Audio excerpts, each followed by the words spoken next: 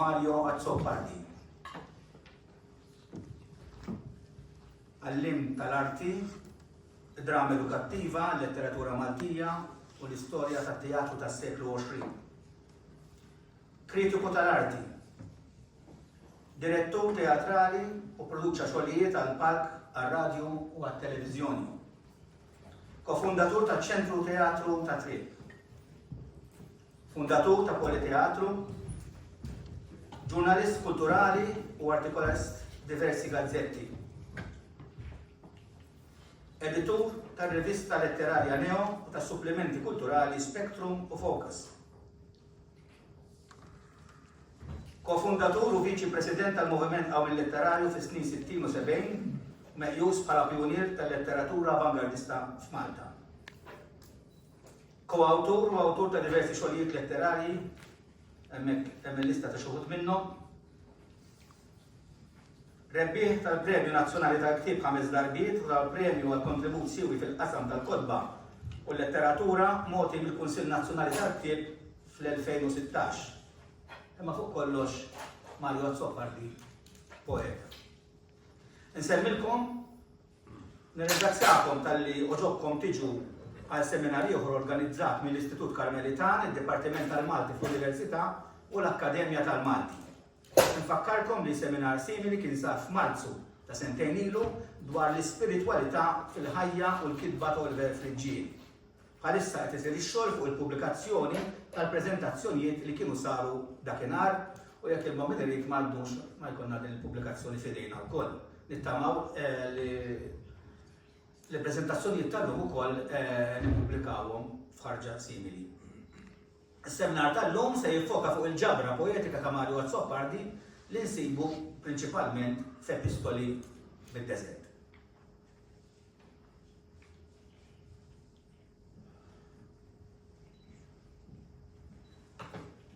Sirt naf Mario Azzopardi ħafna snin ilu, meta bħala student li kont qed nistudja l-Malti fil-livell avvanzat, kelli naqra u nistudja l-poeżiji tiegħu fil-ġabra linji ġodda.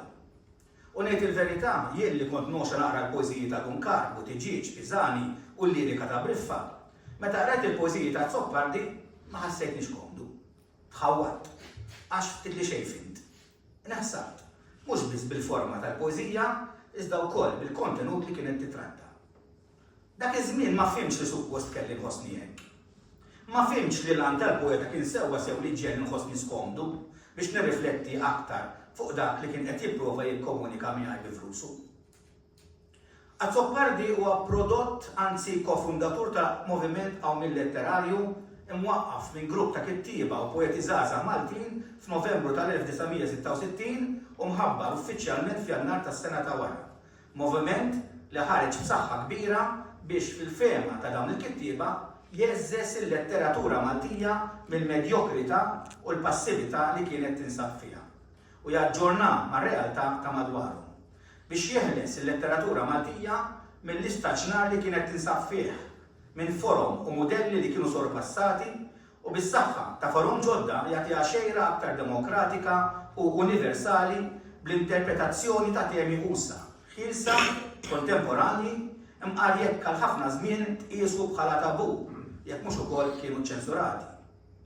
Fost dawn it-temi nsibu l-kritika tal-forum konvenzjonali marbuta ma' reliġjon, ta' miti nazzjonali qodma imsaħħin minn interpretazzjoni idealistika tal-istorja, kritika tal-istituzzjonijiet u tas-soċjetà innifisha iżolata u aljenata minn dak li qed iseħħ madwarha. Skont Oliver Friġġieli fid-daħra kritika tal-poeżija Maltija, il-poeta kellu jinfetaħ biex jieħu n-nifs mid-dinja aktar milli minn pajjiżu stess. Fi kliem Azzopardi stess, f'intervista li ta' fl-2016, produzzjoni ta' Horizons Malta kollaborazzjoni mal-Kunsill Nazzjonali tal-Ktieb, il-Moviment Qawmi Letterarju twaqqaf għax nikwota aħna derilna li l-letteratura kienet staġnat. Il-letteratura Maltija kellha bżonn taġġorna. Derilna li bis-saħħa tal-moviment il-letteratura setet tagħmel qabża fil-kwalità. Qabża li ġib ras imbras ma' movimenti oħra kontemporanji mill-Ewropa u mill-Amerika. F'komment editorjali miktub minnu fl-ewwel ħarġa tar-rivista Neo, jgħid li kwota fis-snin 60 id-destinazzjoni kienet identifikata aħjar. Il-mira kienet il-waqa tal-formalità, tad-dekadenza, ta' stereotipi tematiċi. Skontu, qabel, il-letteratura kienet ċabtarx merfuqa bis-sesswali u għal ċerta forma akkademika. Iżda l-moviment rrid iwaqqa dawk il-ħitan għax derlu li l-letteratura ma tistax teżisti jekk ma tkunx ippopolarizzata. Giuseppe Koti fil-ktib tiegħu Kittiba ħbibi isejjaħ lil Azzopardi poeta ribelle, provokanti u radikalista, kemm fil-forma metrika kif ukoll fl-espressjoni tal-idejat. Xi ħud saħansib laqmuh l-enfant terrible fil-qasam tal-poeżija lokali. F'intervista li ta' fuq Radio Malta fl-1987 feluq l-20 sena mit-twaqqif tal-moviment hawn il-letterarju, Azzopardi żvela li ħafna drabi ma kienx jaqbel ma' ċerti policies li għalih ma kienux radikali biżżejjed skont il-moviment. U minħabba fekk aktar minn darba kien se jirreżenja minnu. Però sqar li wara li għadda ċertu żmien beda jħoss li dak l-element pjuttost konservattiv fil-moviment kien importanti. Għaliex fil-fema tiegħu nikwota jittemprak iżjed ħalli tiġġieled aktar għaliex tinduna li anke minn sħabek stess hemm min irid joħloq ċerti kompromessi. Allura intu wkoll tittempra iktar l-idea tiegħek biex toħroġ iktar b'saħħa. Dan l-atteġġament seta' wassal li xogħol jaħsbu li Azzopardi ma kien jara l-ebda valur fil-letteratura tradizzjonali, punt li huwa stess jiġħdu f'intervista oħra li ta' fl-istess sensiela ta' programmi. Nikwota. Jien għatmet l-letteratura tradizzjonali għalija ma tfisser xejn. Jien nikkontesta bis-saħħa kollha l-kontenut kolonjalista li hemm f'dik it-tip ta' letteratura. Jien dejjem għedt li teknikament kien neċessarju li tradizzjonalisti jaħdmu kif ħadmu.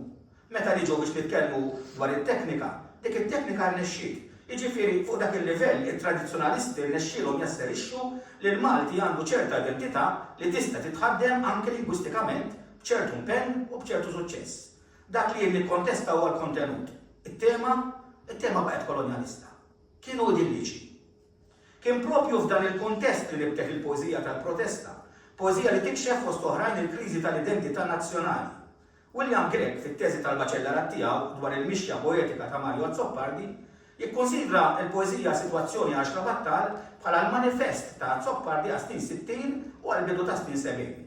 It-tlet personaġġi msemmija f'din il-poeżija skont Peter Seracino-Glott fil-kummentarju tiegħu f'Linji Ġodda jirrappreżentaw it-taħsir tal-imoddi. Nikwota.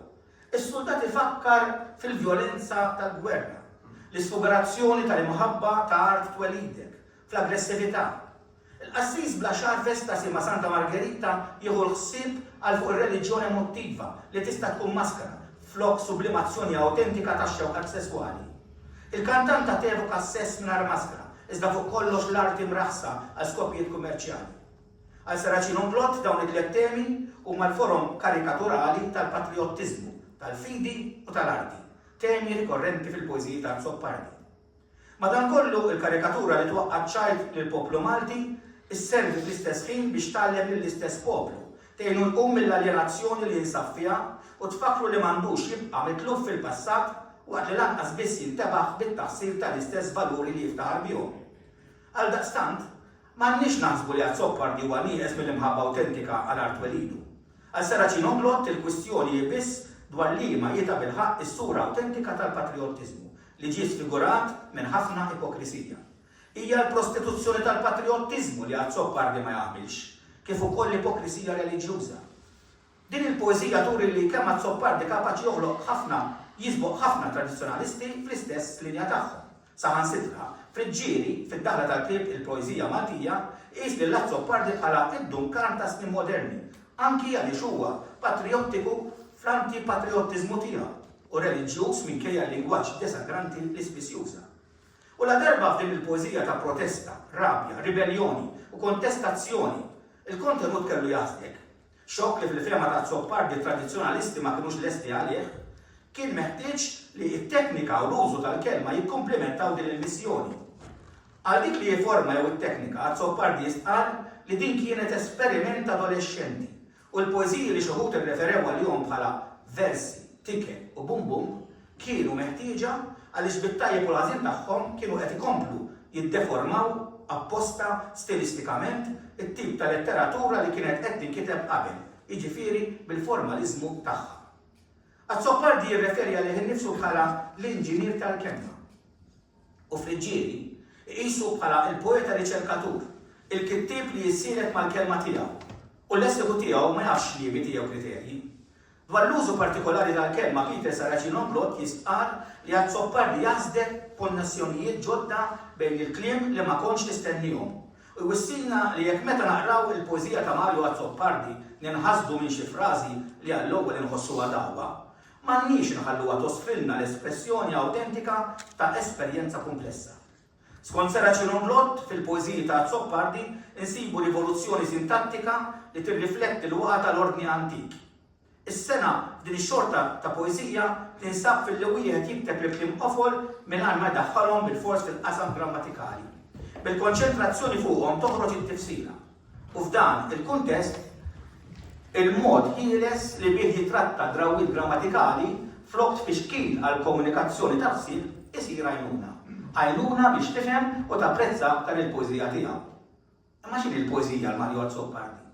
Et-tweġiba din il-mistoqsija jagħtiha huwa stess fl-intervista li għamillu għal Fred Massa fl-1979. Għalih il-poeżija fuq livell spiritwali hija l-kuxjenza. Fuq livell artistiku hija l-ħila, l-użu tat-talent ta' kif dik il-kuxjenza tagħtiha korp bis-saħħa ta' reġistru ta' simboli. F'intervista oħra li tal il-ġewwaxa meta kien l-Awstralja f'Awwissu tal-1998, Azzoppardi jiddefinixxi l-poeżija bħala l-aktar vuċi onesta. L-aktar vuċi li ma trix tagħmel kompromess magħha. Jekk titradixxi dak il-leħen, tkun qed titradixxi lilek innifsek mill-prinċipji tiegħek kollha. Għalih il-kontenut uman huwa essenzjali u l-kontenut uman iġġibu għax tkun sensittiv biżżejjed għal dak li jseħħ madwarek, għal dak li jiġri lil ħaddieħor. U Azzoppardi mhuwiex nieqes minn din is-sensittività tant li fl-istess intervista jistqar jien inħoss ħafna għall-bniedem iż-żejr. Għall-bniedem li jbati u naħseb li din innotawha kritiċi bħal Oliver Friġġieri, Paul Schwierig, Peter Saracinon-Glott. U qalu li qed jiġri issa fil-poeżija tiegħi hija li s-sofferenza personali qed jitrasforma biex tħaddan ukoll sofferenza umana. Għax naħseb li kollox sew, poeta essenzjalment huwa poeta privat, però jekk ikun privat u jiekol minnu nnifsu biss, naħseb li se jikkonsma lilu nnifsu jispiċċa skeletu. Mela, jekk inti kapaċi dik is-sofferenza tara wkoll u tirriproduċiha bħala sofferenza li qed tara f'nies oħra li qed ibatu aktar minnek, hemmhekk inti għandek sens aktar universalizzat, sens aktar umanizzat. Is-sofferenza frixta.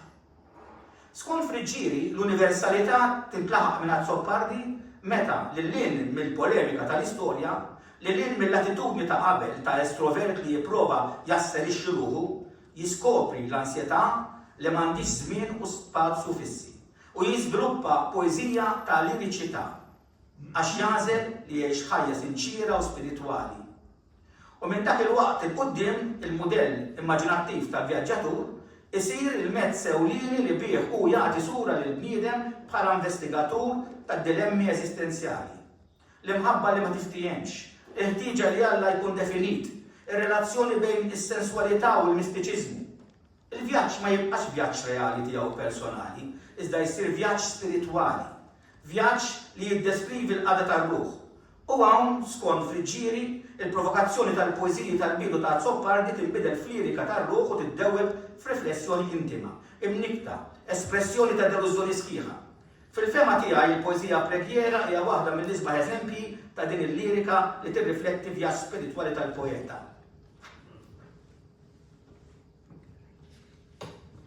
Għallimni mulej, li ħdijiet iskallati ma jissilġawx b'inċens. Għallimni l-perennità tal-imsaġar tiegħek fejn hemm l-inxufija tar-ruħ. Isħaq fuq ras il-mistħija meta illum il-ħefa tiegħi fejn ħaddieħor bla saqajn. Dewwib li moħħi meta s-siġra ta' superja tkun riflessa f'għajnejja, iċċajpar li d-dinjità ta' min jaf jitbikkem waħdu. U nhar l-għada mill-irmiet bil-għaġġ maswad tad-deżert, ħalli nimxi biex naħsel saqajn l-immankati minn flok nistejqer bl-aħħar buq ilma.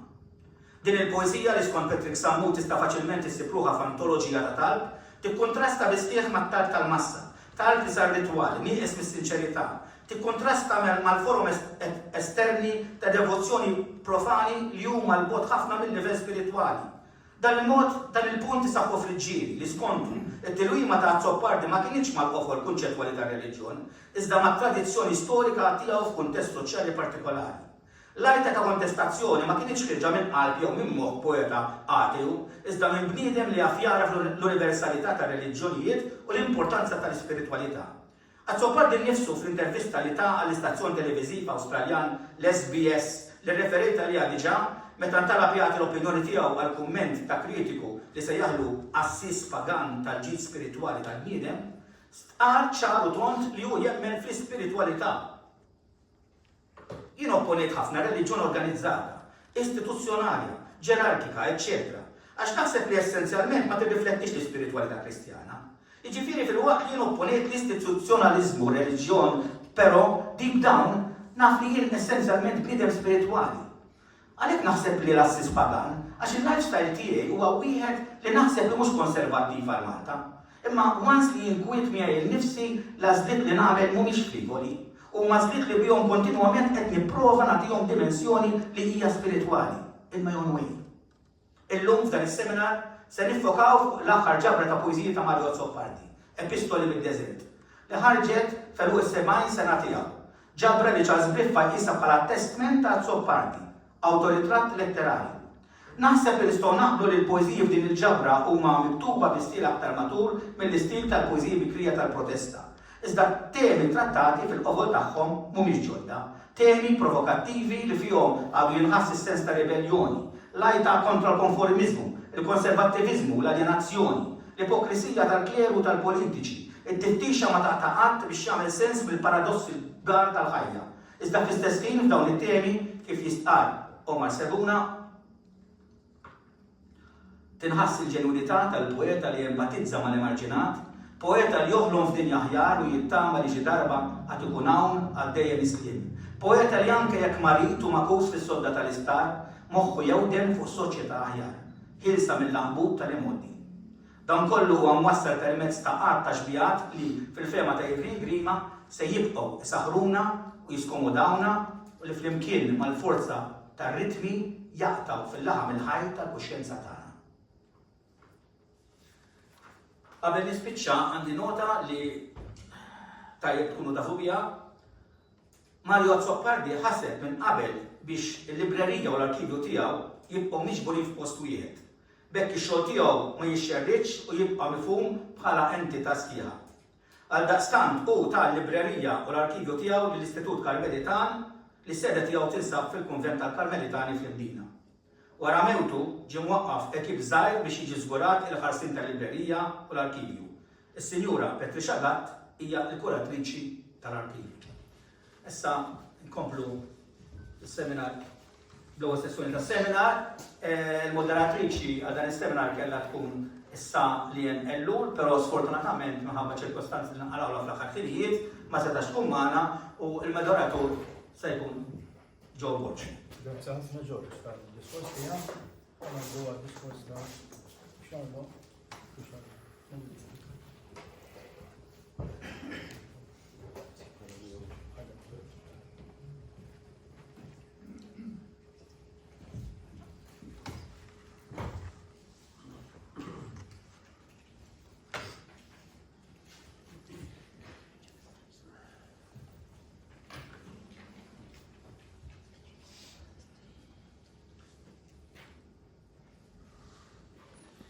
Quddiem bibsam ta' sala migrufa Mario Azzopardi fl-intimità tal-jiem.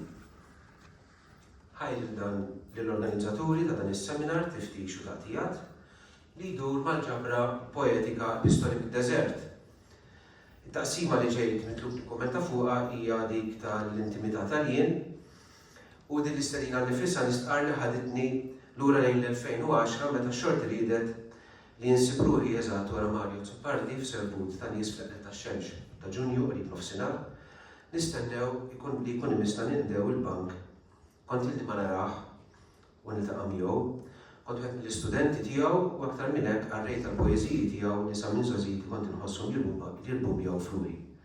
Aktar quddiem Mario Azzopardi kien dak li ħeġġiġni u buttani kważi sfurzani li ppubblika l-ewwel ġabra ta' poeżiji tiegħi. Fraħna b'xulxin u dik kellha tkun l-ewwel waħda minn sensiela ta' laqgħat dak li kien il-Kafè Ġubili, il-Gżira kif ukoll id-dar jew il-Kunvent. Nitħattu niddiskutu fuq il-ħwejjeġ eżistenzjali tal-misteri tal-ħajja u l-misteru tal-ħajja. Epistoli mid-deżert rajtu jitnissel u jitwieled bħal ktieb verġni sagri demonju u bolo ħalalna. Di Mario ħadem fuq kważi bi-sfida u reazzjoni għal proposta ta' dottorat illi hu irtira għax ma rridx jagħmel tibdiliet suġġeriti li fehmu ma kinux iridu. Mario kien iddispjaċih li ma żilx jitfa' l-proposta dwar il-kreattività teatrali u spiritwali mal-Fakultà tat-Teoloġija minħabba ma kienx hemm ċertezza li f'dak il-każ jitħalla jikteb bil-Malti. Minn dawn il-laqgħat flimkien self ta' kotba, diskussjonijiet u proġetti, Mario daħħalni f'daru jew biex nuża it-tixbija tiegħu stess li lem mill-gallerija tal-poeta fejn ħallini inħares il-ġewwa f'daru u ngħid f'daru metaforikament. Għal ruħu, letteratura mistika u spiritwali titkellem spiss fuq ir-ruħ f'termini ta' dar. Insemmu t-trattat tal-Pseudo San Bernard, Trattatus dell'-Interiori Domo, li Santa Teresa ta' Ġesu f'Las Moradas, Evelyn Underhill, The Essentials of Mysticism, Ibn Arabi fi Risalatul Anwar, u oħrajn, jew kol xbija biblika. Mario jistedinna nħarsu mit-triq lejn il-gallerija, jiġifieri minn barra, u nitfgħu ħarsitna il-ġewwa lejn ruħu. Il-gallerija hija l-imkien li jservi ta' filtru minn ġewwa għal barra u minn barra għal ġewwa bħal antiporta ta' djar tipiċi tagħna li qed jintemmu bħal antiporti tal-knejjes tagħna maħsubin biex jiddisponu għal dak li se ssir ġewwa l-Maqdes inti u ġej minn barra triq. Il-poeta jgħidilna n-narratur u bħal Raħeb Pellegrin fl-irjieli tal-irmiet u r-ramel, irtirat f'daru fejn innifsu f'nofs klam qatt ma narawh jekk mhux mill-qoxra ta' barra u jarbel ħajtu u ruħu. Raġel ta' waħdu jħannen il-versi u jkantom minn taħt il-sien waqt li jidħlu jaħarbu l-erwieħ mill-ħġiġ inkisser fit-twieqi tad-dar. Wieħed mill-missirijiet tad-deżert Evangelju ta' Pontiku jitteorizza dwar dawn l-erwieħ, demones, jew logizmoj, il-ħsibijiet u l-ġibdiet, intrużivi tal-moħħ u l-qalb qal tar-raħeb li jħammem bħal ġobb u ċimwieġ mal-fantażmi tiegħu u li fi klima zobbardi fil-poezija bħal Ferrucchi jitqablu max-xitan tal-passjoni. Ibn Arabi fl-anfu imsemmi trattat dwar id-dwal fis-sigriti mogħtija li min jagħmel irtir. L-ewwel manwal mistiku sufi għal min jidħol fir-tir tar-ruħ fid-dar tiegħu stess kif kienet id-drawwa, iwissi. Meta tirtira mid-dinja, oqgħod attent li ma jiġux nies jarawk u jersqu lejk, għax min jirtira minn nies ma jiftaħx il-bib tiegħu għażjarat tagħhom. Ta' bil-ħaq l-oġġett tal-irtirar huwa tluq minn qalb in-nies u tħabbib magħhom. U l-oġġett ta' tluq minn qalb in-nies mhux li tħalli l-kumpanija fiżika tagħhom, iżda pjuttost li la qalbek u lanqas widnejk m'għandhom ikunu miftuħin ħalli jilqgħu fihom il-kliem battal u bla siwi li dawn iġibu magħhom. Il-poeta Raħeb ta' waħdu fis-Sirjani Hidajja li l-Grieg jaqleb għal Monakos li minna l-isna romanzi nislu l-kelma Monaku huwa dak li jammar fid-deżert. Jorfoq u jibki għalih nifsu għad-dinja ta' madwaru, elementi li nsibuhom fil-poezija ta' Zoppardi. Fid-din Nisrani huwa dak li jsir jixbaħ Kristu il-waħdini mnissemmin Alla fil-Grieg Monogenes u fis-Sirjan ukoll Hidajja. Hemm lokal studju partikolari dwar il-Kristu ta' Mario u l-appropriazzjoni tiegħu mill-poeta ukoll fil-laqam il-Mulej li jidher direttament u indirettament fl-opra poetika tiegħu u li kien l-oġġett tal-kontemplazzjoni tiegħu. F'waħda mill-laqgħat tagħna flimkien Mario kien stqarli li huwa unewwilli verżjoni sabiħa tal-imitazzjoni ta' Kristu li għaddi nos kollha stampi minn pitturi kbar ta' Kristu li hu kellu ħabta jaqra sibta kuljum qabel ma jorqod minn dan il-ktieb. Jekk fil-poeżija il-gallerija tal-poeta il-qarrejja mistednin iħarsu minn barra hemm fejn joqgħod il-poeta. Is-16 il-poeżija li jsawru t-taqsima fl-intimità tal-jien jitfgħu id-dawl dak li hemm f'din id-dar li hija ruħu. It-taqsima tiftaħ bil-poeżija l-bib taż-żonqor u tagħlaq bil-poeżija żewġ strofi. F'allużjonijiet ċari għall-Battista li jkoll l-insetti u s-salvaġġ u għall-lamentazzjonijiet ta' Ġeremija l-ordhom wiċċi fl-art ta' trabijiet, għall-axxeti ta' kull din imxejn paslux lejn id-deżert brasi baxxuta u xkora tkebbib, il-poeta jgħidilna li wara triq twila ta' tħarbit wasal quddiem bib sam tal-ġebel Żonqil espressjoni li tidher ukoll f'nofs il-poeżija u li fl-aħħar tinbidel fl-istqarrija il-bib taż-żolqol infetaħli, fejn jidher li l-kwalità samma ta' dan il-bib ma għadix hemm. Ħabbat il-poeta fuq il-bib sam li jibqa' magħluq għax għalih il-jien huwa jien. Jinfetaħ biss dan il-bib li ma jibqax impenetrabbli meta fl-aħħar wara l-mixja tiegħu matul iż-żminijiet tax-xahri il-poeta jintebaħ lil jien int. Importanti hawn nagħtu każ fejn il-poeta qiegħed il-kapitali għax mill-laqta ta' testi spiritwali u mistiċi din tagħmel differenza kbira għal min jirreferu il-jien u l-int meta miktuba bil-kapitali. Jien int hija stqarrija tal-mistika Advaita mibnija fuq il-verità tal-wieħed li teħodha kontra l-illużjoni tal-multiċiplità.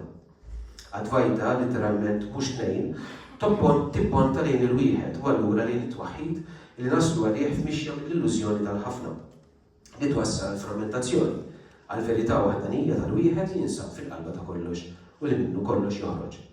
L-Advaita fit-tradizzjoni mistika Hindu għandha wkoll rinja nisranija mibnija fuq il-kliem ta' Ġesu jiena u l-missier aħna ħaġa waħda ibqgħu fija u jiena nibqa' fikom.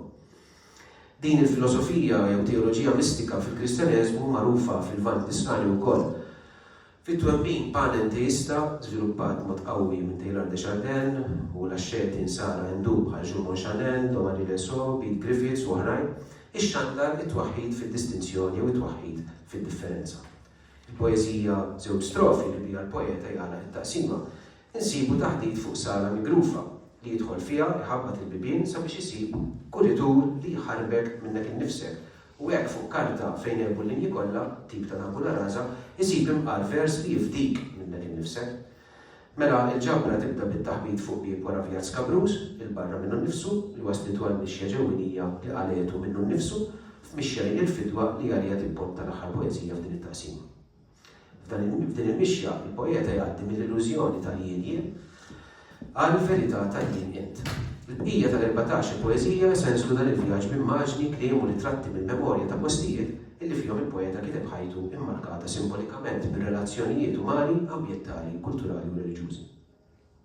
Jekk itqarrib lejn il-mistika Advaita jidher imġebbed, il-poeżija Maran Battilieri tneħħilna kull dubju.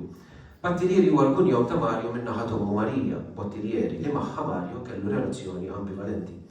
Hemm fil-poeżija doppluħiel tal-qob fonetiku bil-kliem Maran, Mara, Miera u fis-sottofont tal-poeta narratur innifsu Mario. Jekk f'żewġ strofi jixxenna għal-karta fejn hebu l-linji kollha, f'Maran Battilieri ninsibu l-qari tal-pitazz minn noti, ittra dwar il-lejl tal-qalb, il-ktieb tan-noti bil-ġrajja tan-nisa kollha li żaruh f'daru. Hemm fejn m'għandux min ikanta.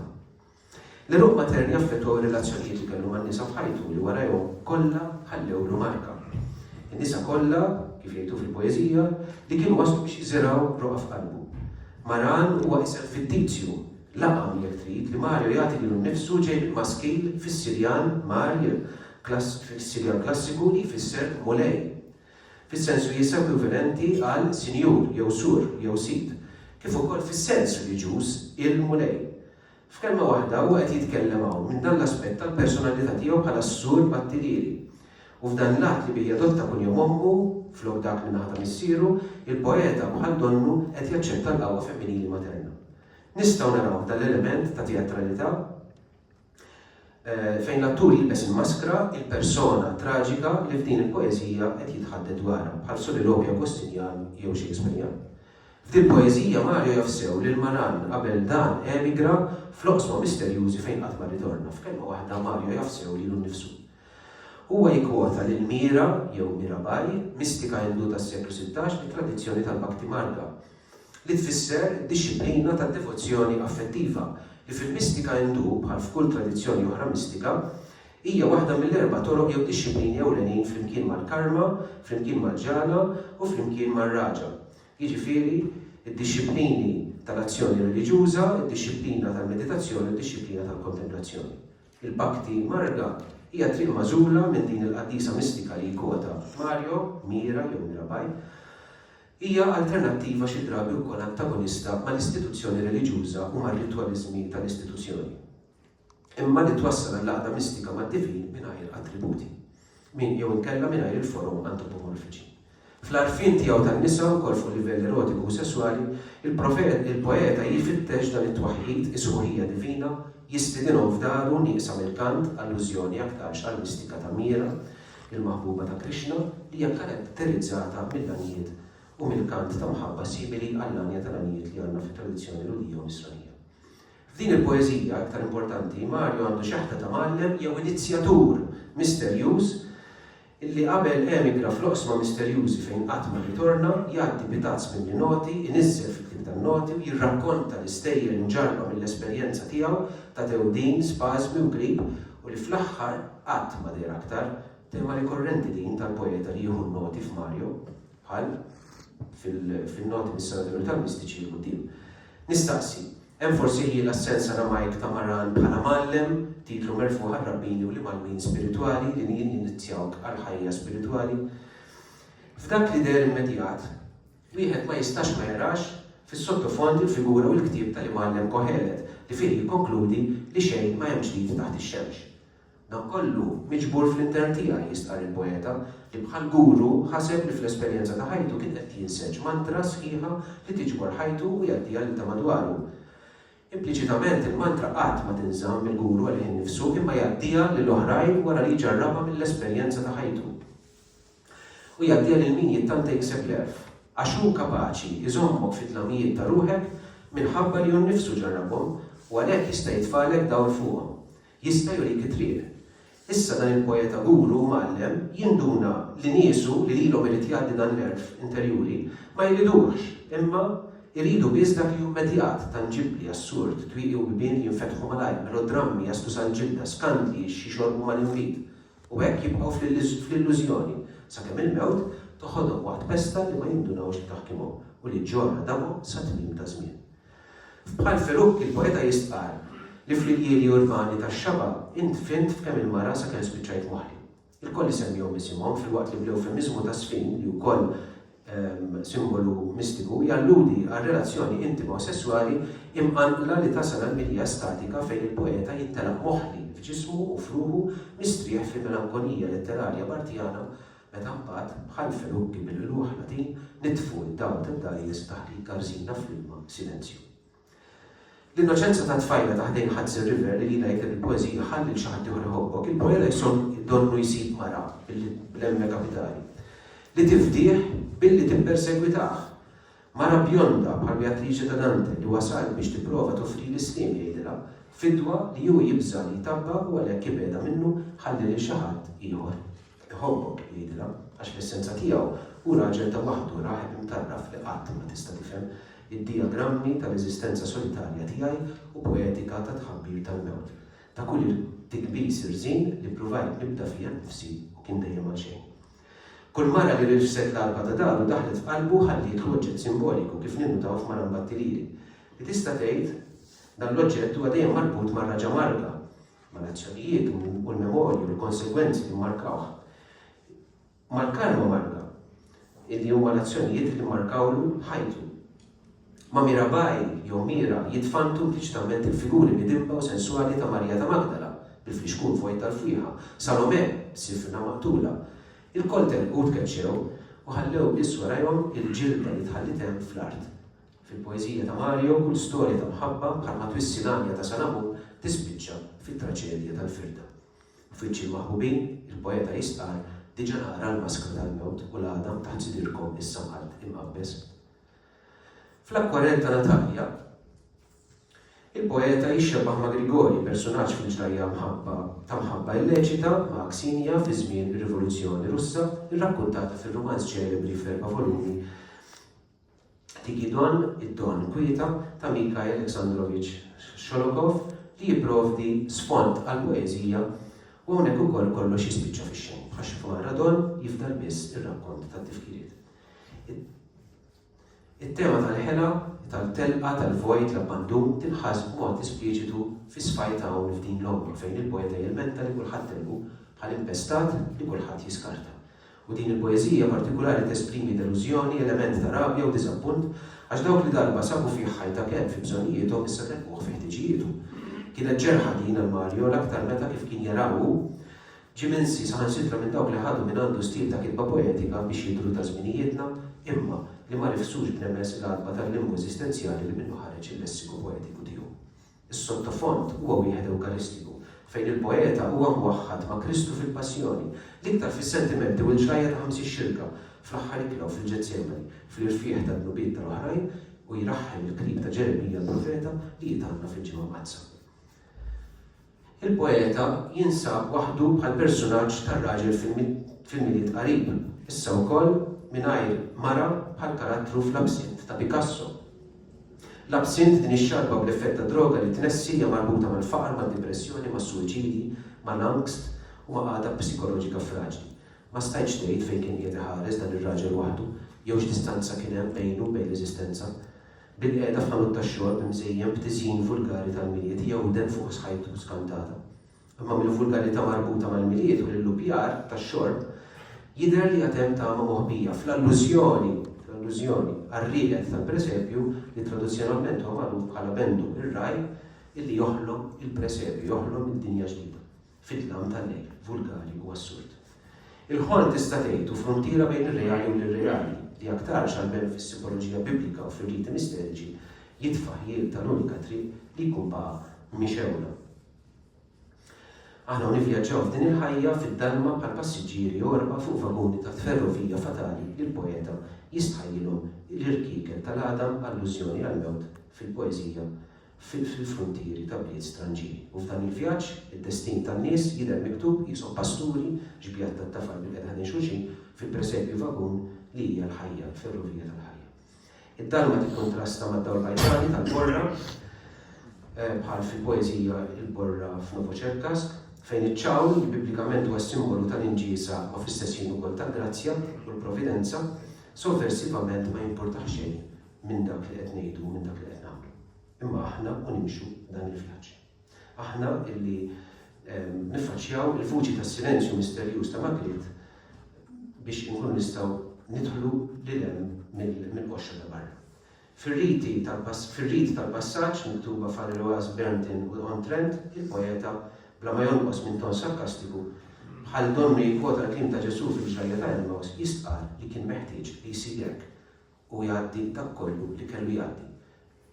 Dan kollu mhux xejn ħlief lir-rit tal-passaġġ Odissea li minnha mbagħad tinkiteb il-leġenda u jitqasmu troffi minn xahar jitfiddet u l-abtijiet. Referenza għal relikwi reliġjużi li juru li l-Alla implikat fil-versi lajnu msewwija fit-triangolu.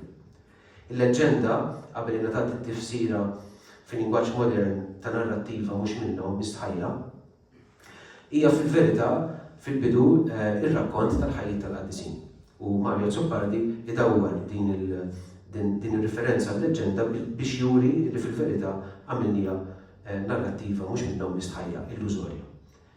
Il-protagonista mistur li ħoloq din in-narrattiva li ma hija xejn li f'portiera tal-gideb u li hu glan famaħħa ħolma b'tobba f'nofsa u li huwa stess beda jemmina issa mimlija ta' miet li jġarfu fuq xulxin f'biografija impossibbli.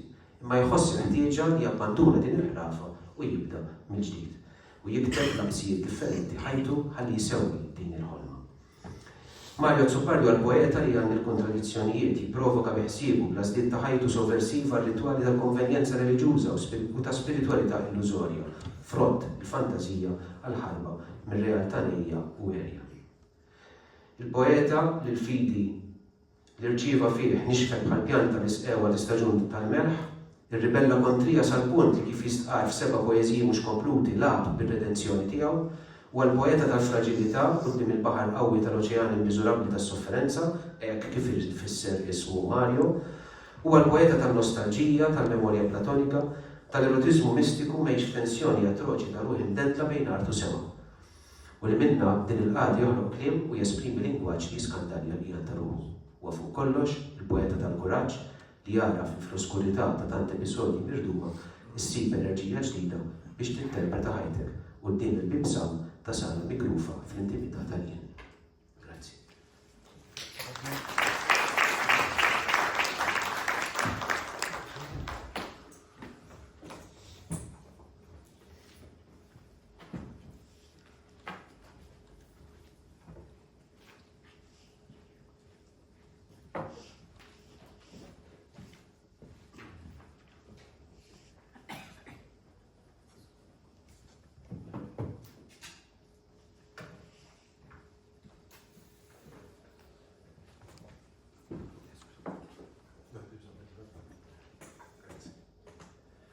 dal-eħen jirbombija fid-deżert.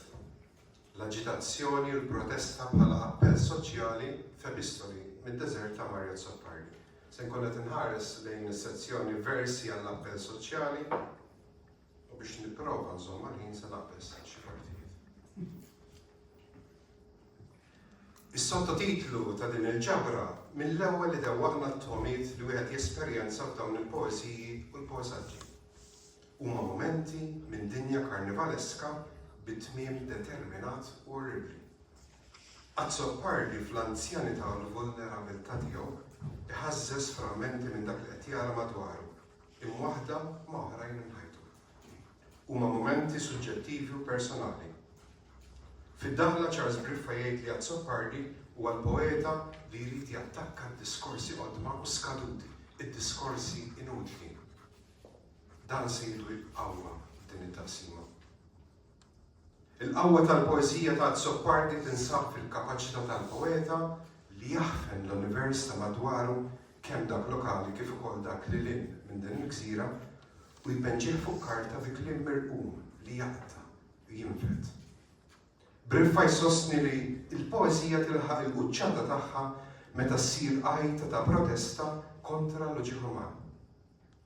Fil-fatt, waħda mill-mistoqsijiet li kienet fundamentali u naħseb tibqa' f'xogħlietu u anke f'ħajtu personali hija x'irwol għandu l-poeta fis-soċjetà. Zoppardi stess isaqsi, sa fejn għandi nkun il-kustodju espliċitu li jleħħen il-korruzzjoni ta' ġensi. It-trasgressjoni u tabu. Sacha Baron Cohen huwa attur Ingliż li minn żmien għal żmien jinbidel f'karattri eċċentriċi, kważi esaġerati. U jarħila qalb in-nies biex jikxef dak li verament hemm moħbi f'qalbu. L-ipokrizija, ir-razziżmu, il-misoġinija, l-poter, il-korruzzjoni. Baron Cohen jesponi dan kollu b'mod karnivalesku jonxru fl-apert ta' soċjetà li kull ma jmur dejjem qiegħda ssir waħda individwalista. Ħafna drabi dawn il-karattri li jinbidel fihom joħolqu kontroversja minħabba trasgressjonijiet li jwettqu u l-mod ta' kif jattakkaw suġġetti meqjusa tabu. Bl-istess mod, f'kull qasam li ħadem fiha Zoppardi, mill-kitba kreattiva dik ġurnalistika, mill-performattività l-ħajja personali, dejjem saħaq li jikxef u jġib fil-wiċċ dak li s-soċjetà tistħi minnu tipprova twarbu taħbih. Zoppardi hu dak li jpinġi barra l-linji, li joftoq il-kelma bħalma kirurgu joftoq l-ġisma, li jiddefamiljarizza kemm il-kelma kif ukoll lis-soċjetà. Fil-poeżiji u l-poesaġġi Zoppardi jpoġġi lilu nnifsu bħala dak li qiegħed jipprova jkisser ir-regoli arbitrarji, dak li ħafna drabi jitqis bħala l-miġnun, dak li qiegħed joħloq jew jinstiga trasgressjoni. Is-soċjetà hi ppreżentata bħala waħda aljenata, apatetika, li ma jinteressajx li tikkumbatti s-sistema, imma tippreferi l-kumdità tal-ħajja mundana. Zoppardi jippreżenta nies mimlija apatija, imma anke biża'. Dawn huma nies li jibżgħu jinbidlu, kif ukoll suġġetti għal dak li jgħidulhom l-awtoritajiet. Jekk wieħed jikser ir-regoli, irid isofri l-konsegwenzi li jistgħu jkunu diversi l-infern, il-ħabs, l-istituzzjonijiet mentali, il-bija. Din is-sezzjoni ma nsibux wisq eżempji meta Zoppardi juża kliem trasgressiv, kliem vernakolari li jqarbu lejn id-diskors ta' triq. F'Gallus Domesticus naqraw fuq sbub l-irġiel. Kliem simili nsibuh f'diversi xogħlijiet f'ġabriet differenti.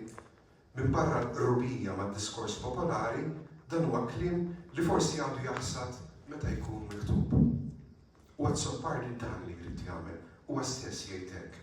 Dak kollu li kien tabu u projbit rrid jittalla fil-wiċċ.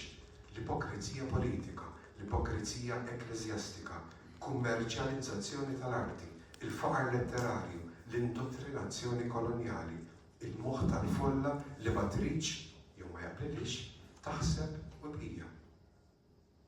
Sens ta' identità. Fis-sittinijiet tas-seklu 20 Malta għaddiet minn taqlib bil-kbar. Kien hemm awturi żgħażagħ li jridu jirreaġixxu għall-istaġġinar letterarju li r-romantiċi kienu għamlu fih. Bdejna nisimgħu awturi se jitkellmu fuq Malta b'mod kompletament differenti minn dawk li ġew qabilhom. Oliver Frigieri jgħid li Malta imsarfa f'oġġett ta' kritika qarsa. Dawn l-awturi tal-insodisfazzjon tal-anti-epika huma parti mill-ġenerazzjoni kontestatarja. Malta ma beqgħetx insabiħu Malta tagħna mhux għax Malti nfaħrek jien. Issa bdejna nisimgħu l-poeti diżillużi bl-art li twildu fiha, fosthom Friġġieri. Tistenna qatt ja Malta li minn qalbi għalik toħroġ li l-għanja tal-foħrija. Qatt Soppardi nnifsu jikteb minn rasi farfar titrab u ħriġt mill-eżilju. U jien naf gżira fejn it-trab marqubek jeħel bħalma jeħel il-kallu fil-vini. Fit-teżi tal-masters kont argumentajt li hemm perċezzjoni li l-persuna ma ssirx taf min hi, li ma tistħarriġ l-identità tagħha tkun qed toħloq ukoll trasgressjoni. Allura dan is-sens ta' patrija ta' identità jiġi frammentat u hekk ġiġ pronata it-tiftixa. Qabel xejn Soppardi fl-ebda moment ma jirreferi għal Malta b'isimha. Huwa jitbiet minn din l-identità riġida u juża lessiku negattiv marbut ma' din il-gżira u niesa.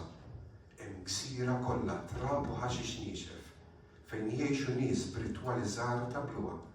Hemm kontra dgar ġilgant misluħ bla forma.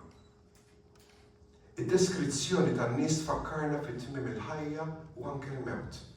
Bħal ċappa dbieben jinfettaw il-ġranet, bħal kieku fuq katavru jiffangaw in-nies tal-gżira nixfa, skeletrali. Il-ħarsa tal-poeti moderni ma beqgħetx iffukata biss fuq Malta, iżda bdew iħarsu jikkommentaw fuq dak li kien qed jiġri fl-Ewropa u lil-hinn. Donnu kien hemm skundità biċ-ċokol, mhux biss dak fiżiku, imma wkoll dak mentali ta' Malta. Il-klaustrofobija ħolqot relazzjoni ambigwa bejn l-individwu u l-folla. Dan jidher f'xi poeżiji hekk meqjusa politiċi ta' Friġġieri. Bħala Soppardi Friġġieri jħossu barrani f'pajjiżu stess. Forsi tfixkil titriq u din mhix belti. U forsi nsejt indomm lil-sin ta' żmieni. Bħal Friġġieri għad Soppardi mhux ottimist. It-tmiem ta' żmien jaħki mal dik il-gżira, imkeffna bħal tal-bajtar qed ixjieħ. Dan naraw ukoll fil-poeżija Jien naf gżira, fejn fl-aħħar strofa l-profeta jiġi mbiċċer talli ma rridx jagħmel mirakli. Din hija tema li fatt Soppardi deret sa mill-bidu u saħansittra kien iħossu barrani f'għamiltu stess. Qatt ma fhmuni niesi, la missieri, la ommi u lanqas ħuti ma jafhmuni. Qatt Soppardi poeti oħra minn dan perjodu jħossu li l-weda tal-indipendenza donna fallit. Din lajt tal-bidla legat minn dan il-perjodu fix-xogħlijiet ta' Soppardi tibqa' konsistenti. Il-protesta politika. F'diversi poeżiji wkoll saġġi għal Soppardi donnu jitlaq minn sitwazzjoni kważi impossibbli, dik li jaħodha qatta bla ħabel kontra l-folla u kontra s-sistema li takkisha. Nistgħu ngħidu li kull kitba ta' Soppardi hi att politiku. Qatt Soppardi kien jinsisti li l-kittiba għandu jkollhom dan l-ispirtu politiku, ribellus. Friġġieri jinnota wkoll dan l-ispirtu. Għalhekk ukoll il-poeżija ta' Soppardi xi drabi mimlija għadab, drabi oħra imbikkija bil-moħbi u mistura taħt il-gost tal-grotesk, tlaqqa flimkien u ġellet lil dawn iż-żewġ aspetti. L-ewwel, ix-xewqa ta' Soppardi li jirriforma liċ-ċittadini ta' pajjiżu. It-tieni, l-aljenazzjoni jew nuqqas ta' xewqa ta' ċittadini li jirriformaw ruhom. L-iktar appell soċjali li jidwi f'din is-sezzjoni huwa proprju dan li l-folla m'għandix tibqa' maġuna fl-apatija taħt il-kontroll tal-awtoritajiet. Leħen Soppardi huwa bħal tal-Battista fid-deżert fejn ħadd mhu qiegħed jagħtih widen. Ħadd mu jinduna bil-qawwa potenzjali tal-kelma rebelluża. Kif jgħid Alexander Pope, a little learning is a dangerous thing. Dan l-appell ma nsibux din il-ġabra biss. F'monokordi nsibu poeżiji bħal Bandu, Ħamra Kaħla, Mantija, Vistu, versi li evokaw attakki ħorox kontra s-sistema. F'noti mis-sanatorji tal-mistiċi jikkundanna l-vjolenza politika, kif ukoll jitbiet mill-folla. Jien m'għandix tessera ma' Ġorġ Santi tal-ħnieżer beati. Il-korruzzjoni u l-oppressjoni donna tintiret minn ġenerazzjoni għall-oħra. Baqgħu jintirtu mingħajr testament formali. Jidher li l-ħakma tal-awtoritajiet fuq il-folla hija tant qawwija li tagħmel bidla tidher remota u x-xelqa għal katarsi hija waħda utopika. Teatriċità. Dan l-appell soċjali jidher ukoll f'poeżiji u pasaġġi miktubin bi stil li jxaqleb lejn dak teatrali. L-aktar eżempju ċar din il-ġabra hija, jew għal-inqas f'din is-sezzjoni, ir-reċta taċ-ċittadin beżan. Sa mill-bidu Azzopardi jitlaq mill-punt tal-biża taċ-ċittadin. Imma int tibża hekk titbikkem. Iżda fl-istess ħin Azzopardi insisti li dan iċ-ċittadin ma fadallu l-ebda għażla oħra ħlief li jqum min-nas. Ma tistax ma tixxennaqx biex toħroġ minn dal-ħabs miġnun jafsek minn kull imkien. Għal Azzopardi li wieħed ma jinbidilx huwa saħansitra dnub. L-oppressuri li sejħilhom il-patriarki medjevali ilhom fil-ħakma tal-poter u għalhekk wieħed jeħtieġ li jfittex fil-fond, fittex il-mappa moħbija. Fiċ-ċittadin hemm il-potenzjal għall-bidla li jikseb il-ħelsien. Għaraf li tista' ssalpa lil mill-orizzont, ittir il-fuq mit-turretti tal-gżira oppressiva. L-element teatrali bl-istess appell soċjali huwa trattat fil-poeżija Ejdilhom joħorġu permezz ta' maskri li jimplikaw il-ħabi u l-użu tal-esklamazzjoni li tenfasizzah. Patricia Gatt tgħid li l-funzjoni tal-maskra l-implikazzjoni tagħha huma bosta mill-qerq sal-illużjoni, mill-ħabi saċ-ċediment tal-identità propja, mit-transessualità sal-komiku jew it-traġiku, mill-arfin sal-reġidità tal-mewt. Li tkun differenti mill-folla jista' jfisser li se tiġi timbrat bħala miġnun. Oħroġ travestit bħal miġnun imnebbaħ oħroġ bħal ċakkar. Fuq l-epoki jixreb diskors dirett fi stil ta' dram u nisimgħu mistoqsijiet u tweġibiet relatati mad-tbatija. Naqraw lessiku marbut mal-mewt, il-vjolenza, id-dekompożizzjoni. Naqraw ukoll dialogu mal-pittura famuża Guernica u nisimgħu lajta tal-gawwi u għajjat ieħor ħiereġ mit-twerżiet tan-nisa din il-pittura. L-element kattoliku spiritwali. Azzopardi jipprova jikxef l-ipokrazija tal-Knisja u r-reliġjon organizzata. Iħares lejn Malta bħala arċ ipokriti mitlufin f'kattoliċiżmu ferventi iżda nieqes mill-Kristjaneżmu. Dan ma jfissirx li Azzopardi ma jinteressax mit-tiftixa ta' Alla. Grazzi Falzon jgħid some of Azzopardi's lines are blasphemous. Behind the poet's tantrums against priests, dogmas and God, there lurks a prodigious complex of a childhood obsessed with sin and guilt. Din l-ossessjoni tidher f'Gallus Domesticus, għax Azzopardi jiffoka fuq din l-ipokrazija permezz tal-lessiku reliġjuż fejn il-materjali jirbaħ fuq l-ispiritwali. Ifakkarna wkoll fil-konsekwenzi jekk wieħed ma jkunx fidil lejn l-awtorità tal-Knisja. Isoffu l-indulġenzi mingħajr riskju għax jaħsbu li bla statwi u mingħajr ċirikel, mingħajr ġiżiran u barbazzal jiblaħħhom ix-xitan, jaħraqhom fl-abbissi b'dembu molli. Fis-suppork fejn nislu niesi hija poeżija b'lessiku simili din id-darba marbut mal-festi. Azzopardi qed jipprova jifhem minn fejn ġie, waqt li minn barra jħares lejn niesu li jinsabu aljenati bil-festi. Anke l-anġli tilfu l-innoċenza tagħha. Trabi roża insemna li tilfu l-innoċenza u draw iħarsu lejn il-kotra bil-vista ta' volpi makak. L-immigrazzjoni u l-kawża Palestinjana. Jien naf Gżira tiffoka fuq it-tema tal-immigrazzjoni u kif daw in-nies jiġu trattati minn nies tal-Gżira. Isawtu l-suwed tad-dajjes li jaslu maħrubin, jew igranfati mal-gaġeġ tal-ħut fl-Olokawst tal-Baħar tan-Nofs. Azzopardi jitkellem ukoll f'poeżija oħra dwar dawn in-nies li ġew imġiela jitilqu minn pajjiżhom kif ukoll imneżża minn kull forma ta' umanità, tant li jsejħilhom erwieħ. Ir-realtà tagħhom hi waħda predestinata maħżuża fi sħab ċombi. L-awtoritajiet jibqgħu jgħixu taħt l-opulenza fil-palazzi waqt li dawn in-nies huma mċaħda anke minn mewt u tifna dinjituża, it-twiebet maħdumin bl-aġla. Lejn l-aħħar Azzopardi jpoġġi tama f'ħadd dawn il-mwarbin. Qatt nerġgħu noħorġu, qatt nerġgħu lura iffurmati mit-trab u mill-ilma. Tem oħra rikorrenti f'ġabri diversi ta' Zoppardi hija l-kawża Palestinjana. Di ma kienx tema li toħroġ biss f'xogħlietu bħal Samira tal-Maktur Abjad, imma anke f'ħajtu personali. Zoppardi kien voċiferu dwar l-atroċitajiet qerrieda li qed jesperjenza dan il-poplu. F'messaġġ li bagħat li kważi 10 snin ilu kiteb li hekk. Ejja niktbu kemm nifirħu fis-social media dwar l-atroċitajiet faxxisti tal-Iżrael f'Gaza, imsettqa mill-Istati Uniti. Aħna l-kitba biss għandna bħala arma kontra dan in-nazzismu ġdid, kontra poplu maqbud bħal ġrieden.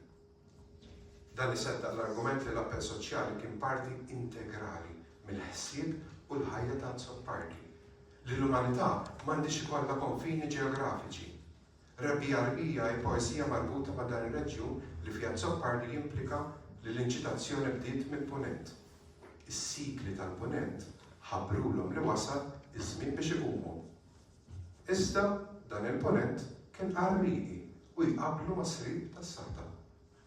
Ir-ribelljoni waslet biex l-awtoritajiet jibdew jirqirdu l-artisti u l-ħelsien kien biss illużjoni. Illum jinarfu erwieħ maqbuda, poeti arrestati, artisti jippruvaw jivvintaw il-kitba mal-ħitan, u mbagħad arrestati u kundannati.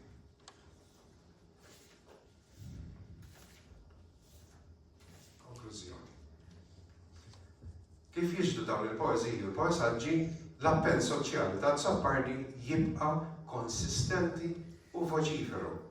Jekk hux jekk jitkellem fuq Malta jew lilin dwar l-immigrazzjoni u nies oħra marġinati, jew dwar il-qerda tal-ambjent u temi oħra, l-għajta ta' Zoppardi tibqa' waħda determinata. L-individu għandu jaraf li qed jgħix f'soċjetà maħkuma mill-korruzzjoni u l-kilba l-poter mill-establishment. U għandu jqum min-nas u jiġġieled għal soċjetà aktar ġusta. L-aġitazzjoni f'dawn ix-xogħlijiet hija ċara. F'moħħ Zoppardi hemm dejjem il-vulnerabbli, sikta u maħqura u l-għajta tagħhom għall-ġustizzja. Zoppardi qed jeżamina ħajtu u dak li hemm madwaru. Kif jgħid il-filosofu Sokrate wara kollox, il-ħajja li mhix mistħarġa mhix waħda ta' min jgħixha. L-urġenza fl-appell soċjali ta' Zoppardi tiddomina din is-sezzjoni. Dawn ix-xogħlijiet ituna tweġiba ċara għall-mistoqsija tal-bidu. Il-poeti u l-kittiba għandhom ikunu politiċi f'dak li qegħdin jikbu. Il-poeti jridu jċaqilqu l-ilma qiegħed ta' sistemi maħkuma minn poteri korrotti biex l-amat tal-laqatija fis-soċjetà xi darba jisfuma fix-xejn. Zoppardi jagħmel dan billi jimraħ minn ġeneru għal ieħor u jilħaq il-qofol fl-arti poetika. Nispiċċa dak li jikteb Harry Belafonte, kantant attur Amerikan, meħud minn diskors li ta' waqt il-famuż marċ li kien sar f'Washington fit-28 ta' Awwissu 1963, il-famuż marċ li batalla qleb id-diskors ta' Martin Luther King. Kwotazzjoni naħseb li tirrifletti l-karriera kreattiva ta' Zoppardi. Artists have a valuable function in any society, since it is the artist who reveals the society to itself. Grazie.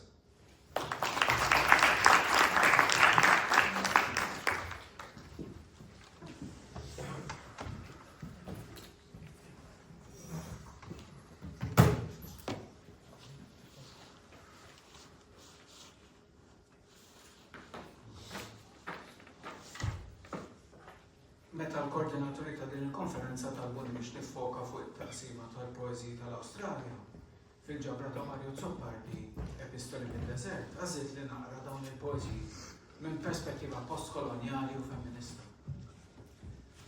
Bix-xogħol klassiku ta' Erika Böhmer fuq il-letteratura kolonjali u postkolonjali u tal-istudjużi Awstraljani Patrick Wolf u R.W. Connell fidejja. Imma anki bil-punt ta' riferiment ta' ħafna siti ta' komunitajiet aboriġini attivi fuq l-internet. Il-prepotenza koloniali u neokoloniali li l-poeta jikkundanna bl-intensità ideoloġika u emotiva tipika tiegħu għajla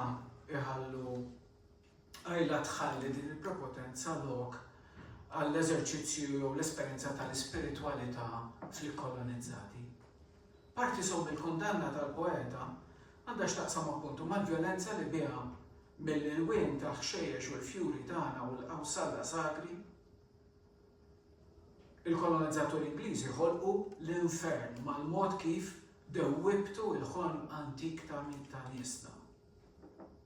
Bla ma fimtu ir-ritwali tar-rieħ tax-xemx u tas-seħel tal-antenati. La darba l-proġett kolonjali Ingliż fl-Awstralja kif jgħid kemm il-darba Patrick Wolf kien immexxi mill-loġika tal-eliminazzjoni tal-ġnus indiġeni, donnu għajla jibqa' lokal l-ispiritualità f'poeżiji bħal motivi aboriġini li jikkundannaw dan l-infern ta' prepotenza u violenza sistematika. F'din it-taqsima tal-poeżiji tal-Awstralja li tagħlaq b'testament poetiku għalija memorabbli, poeżija verament saħħarija kważi tal-waħx, bl-isem ta' ħireġ mill-port, poeżija li mhux se nitkellem fuqha għaliex naħseb toħodna f'direzzjoni oħra u naħseb hija direzzjoni li diġà smajtu ftit fuqha. Tiddomina l-vuċi ma' f'din it-taqsima, tiddomina l-vuċi lirika li titkellem fuq il-ġnus indiġeni tal-Awstralja. Jew f'isimhom, titkellem f'isimhom, kultant fl-ewwel persuna plurali. Hija l-vuċi rrabjata li nassoċjaw ma' ċerta poeżija kumbattiva tal-poeta. Imma kultant hija poeżija li tesplora spiritualità ġdida, dik tal-aboriġini, il-ġnus indiġeni ta' dik l-art li wara l-kolonizzazzjoni Ewropea dejna nsejħula l-Awstralja, kunċetti oralien impost fuq l-istorja tagħhom. Imma minn barra l-vjolenza tal-kolonizzazzjoni mill-istess ġens u fl-istess imperu ardit li kolonizza l-inna l-Maltin, għad-soppardi jissaħħar bl-spiritualità u l-ikonografija tal-aboriġini. Mhux faċli tikteb fuq dinja, fuq esperjenza tal-ħolqien għal kollox differenti minn tiegħek. Cultures, tgħid Böhmer, are not always mutually intelligible. Kultant il-kulturi tant ikunu differenti minn xulxin, tant ikollhom qafas taħsib u esperjenza differenti. Tant jaraw jgħixu l-ħajja, id-dinja b'mod differenti. Tant jitilqu minn postijiet imbedin minn xulxin. Li diffiċli u forsi impossibbli jifhmu għal kollox lil xulxin. I am able to comprehend dreaming, tgħid Böhmer, as Josie Boyle or Vivienne Sahanna say huma xjuħ aboriġini rispettati ħafna li jitkellmu fuq dreaming. Nista' nifhem speċi tgħid dak li jispjegaw li bl-Ingliż. But I cannot be, and never really can be, confident of understanding al-ċaringa, mimi, bl-Ingliż kif tiġi dreaming, fully in its own context as part of a symbolic and mythic system to which I have no access.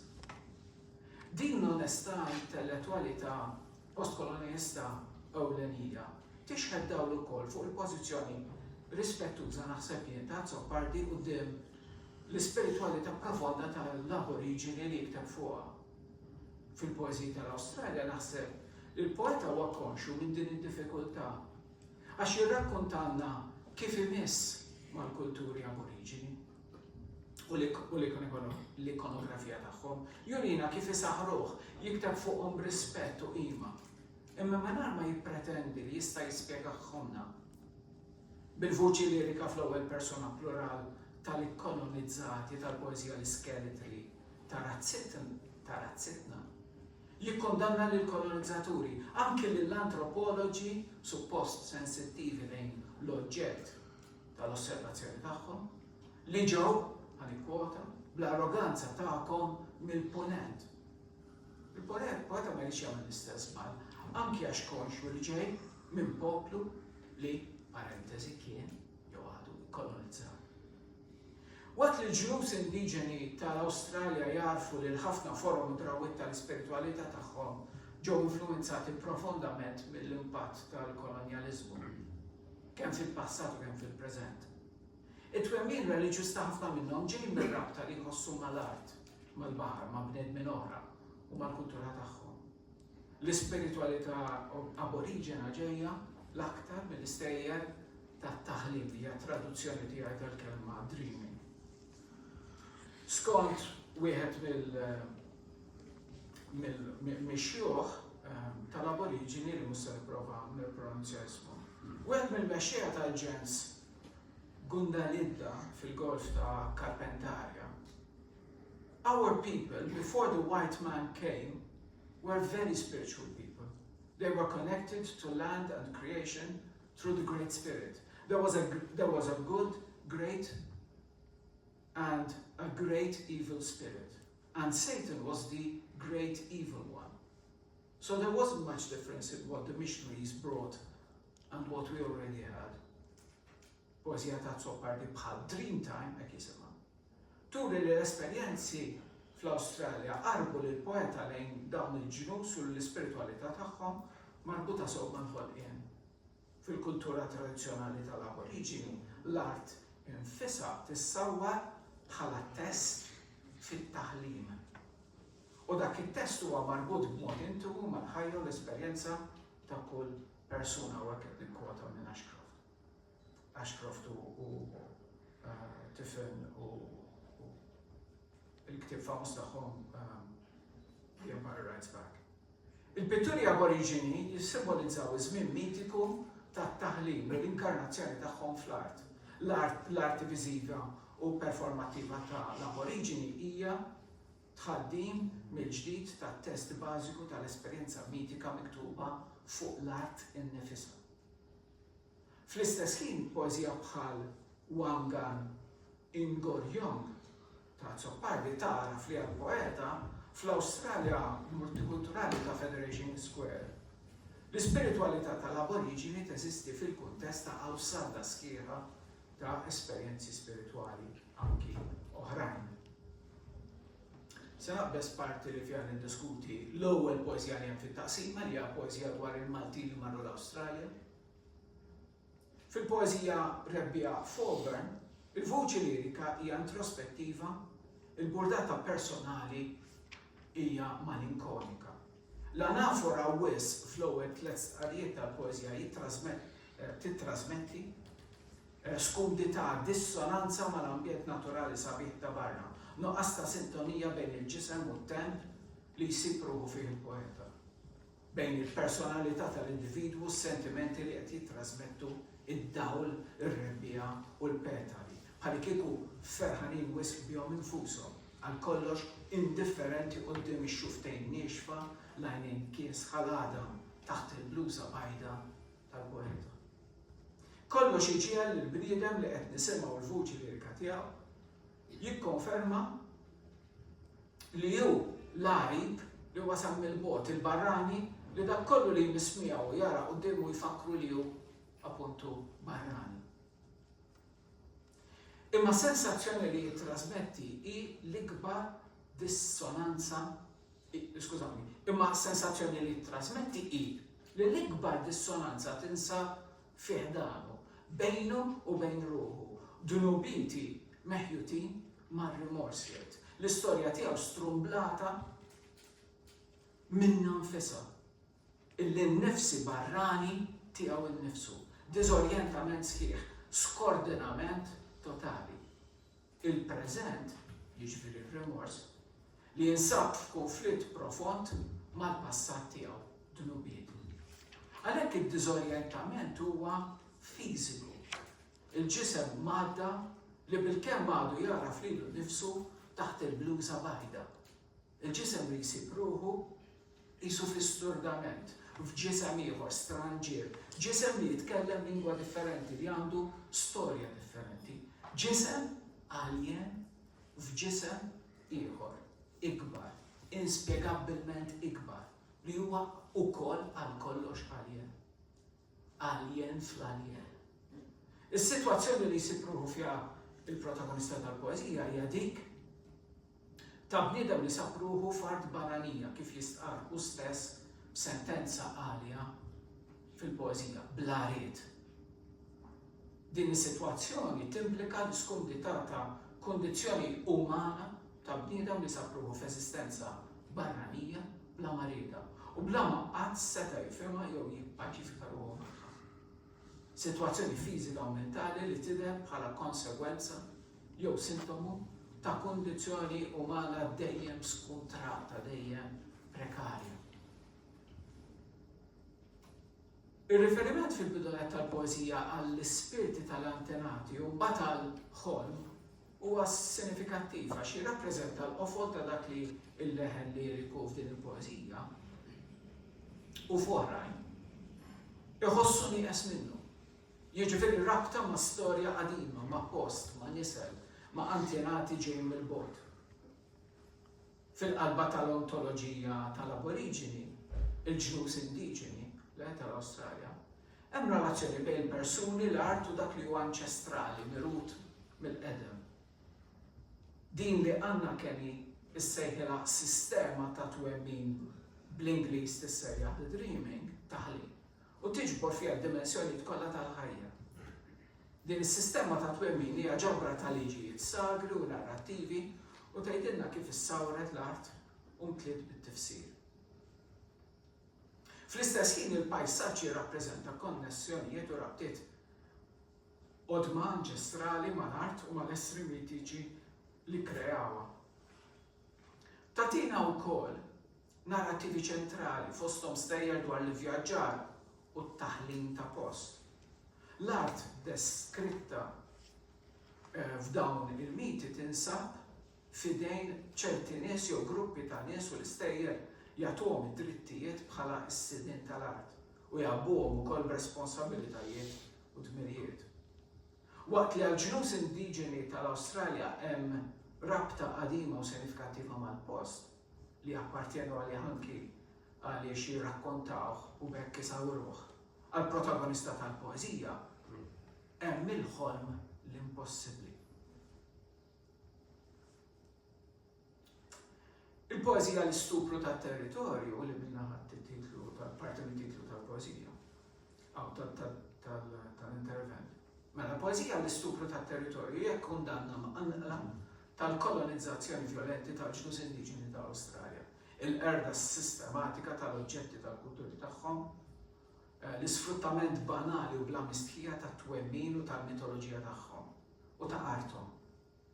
Il-vuċi lirika titkellem fl-ewwel persona plurali għax tidentifika l-oħra mal-aboriġini u l-istorja ta' inġustizzja li sofru bħala ġnus kolonizzati u misruqa mid-dinja u d-dinjità tagħhom. Azzopardi ma jidentifikax huma mal-kolonizzaturi imma mal-kolonizzati. Il-tematika mqanqla tal-kolonializmu vjolenti tal-Ewropej bojot tal-punent tal-ġnus indiġeni tal-iskjavitu tidher minnu fih fil-poeżija tiegħu. Fi xbija tal-ktajjen monqna u manekiesi li bihom il-kolonizzaturi rabtu l-ġnus indiġeni fl-ikonografija tipika tal-kolonizzazzjoni u l-iskjavitu appuntu tal-ktajjen. Hemm il-qilla kollha tal-Ingliżi lill-letteratura nazzjonalista Maltija kif smajna fil-bidunet meta kienet jitkellem George Farrugia. Ftit li xejn tirrakkonta l-istorja l-letteratura nazzjonalista tagħna. Anzi, ħafna drabi fil-letteratura tagħna il-Maltin il-kolonizzati jaraw lilhom infushom bħala sieħba tal-kolonizzaturi. Idealment ħaġa waħda magħhom bħalma jidher f'żewġ testi ikoniċi tar-romantiċiżmu tagħna. Lil Malta ta' Dunkarn iżda daqshekk lil ħadd u taħt l-ezzaqniet ta' Giuseppe Aquilina. Fil-pożizzjoni tal-vuċi fil-poeżija qed tiskjera ruħha fil-poeżija, il-vuċi lirika qed tiskjera ruħha mal-kolonizzati u kontra l-kolonizzazzjoni kriminali. Kontra l-għażla ta' ċerta letteratura Maltija li tallinja ruħha mal-ideoloġija kolonjalista. Aktarx fi sforz biex l-kolonizzati jiksbu il-prestiġju li fajnihom kellhom il-kolonizzaturi. Azzopardi jikkundanna l-vjolenza tal-Ingliżi kontra l-aboriġini, imma jikkritika wkoll it-tentattiv kulturali kolonialista insidjux biex is-sidien il-ġodda jidhru li qed jitwaħdu mal-maħkumin.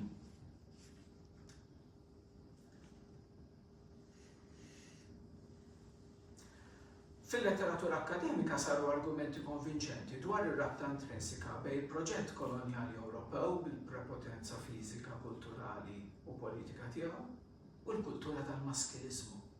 Waqt li l-istudjuża Indoneżjana Desi Dwi Prianti tirreferi għal viżjoni kolonjali tal-maskulinità Ewropea bħala l-identità superjuri tal-ponent, l-istudjuża Awstraljana Trans R.W. Connell is-sosteni hemm dimensjoni ta' maskulinità fil-kultura tal-imperjaliżmu, fil-kostruzzjoni tan-nazzjonaliżmu u l-identitajiet nazzjonali. Il-maskulinitajiet għandhom sem attiv u determinanti fil-proċess tal-espansjoni kolonjali. Fil-globalizzazzjoni kolonjali u postkolonjali ċaqliq tal-popli u taħlit bejn il-kulturi rabtu fl-imkien il-ħolqien tal-maskulinità mal-kostruzzjoni tal-ġerarkiji razzjali u etniċi. Strutturi ta' poter li fihom fuq net hemm il-kolonizzaturi Bojot u Ewropej tal-ponent, u ovvjament irġiel, u isfel net hemm il-kolonizzati irġiel u warahom in-nisa. Biex ma nitkellmu speċi fuq xaġa li jiddiskutu ħafna dawn il-ħassieba l-effemminati, li kolonizzati effemminati, ċa dawk li mhumiex fajnejn il-kellima eterosessuali tradizzjonali. Il-proġett kolonjali kien ikkondizjonat mill-ġeneru mill-bidunet, għax is-soldati u n-negozjanti tal-baħar kienu rġiel. U n-nisa li marru jgħixu fil-kolonji sabu ruħhom fi djar kontrollati mill-irġiel. Fil-biċċa kbira tal-każi l-istati imperjali li nħolqu biex imexxu l-imperji il-ġodda kienu iddominati mill-irġiel u bnew kultura ta' tmexxija imperjali tal-istat ibbażata fuq forza magħmula minn korpi organizzati ta' irġiel. L-istampa li toħroġ mill-poeżija tal-Awstralja ta' Zoppardi tirrifletti sew naħseb din il-prepotenza kolonjali u maskilista. Matul il-karriera poetika tiegħu, il-pożizzjoni li ħadet il-vuċi lirika ta' Zoppardi minn dejjem kienet qrib ta' dawk li fajnejn il-poeta kienu l-imwarbin, is-sudditi, il-vittmi fil-poeżija Dreamtime. Zoppardi jirrakkonta l-esperjenza tiegħu josserva artist f'St. Kilda Art Market f'Melbourne.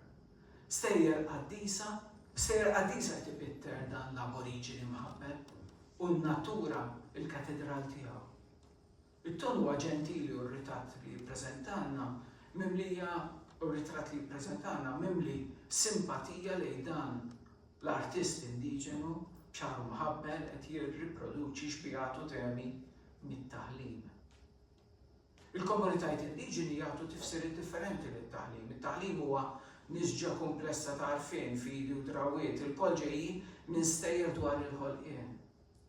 Il-taħlim jiddomina l-aspetti spiritwali u fiżiċi kollha tal-ħajja aboriġina. Skont Merv Penrith, wieħed mill-xjuħ aboriġini, the dreaming means our identity as people.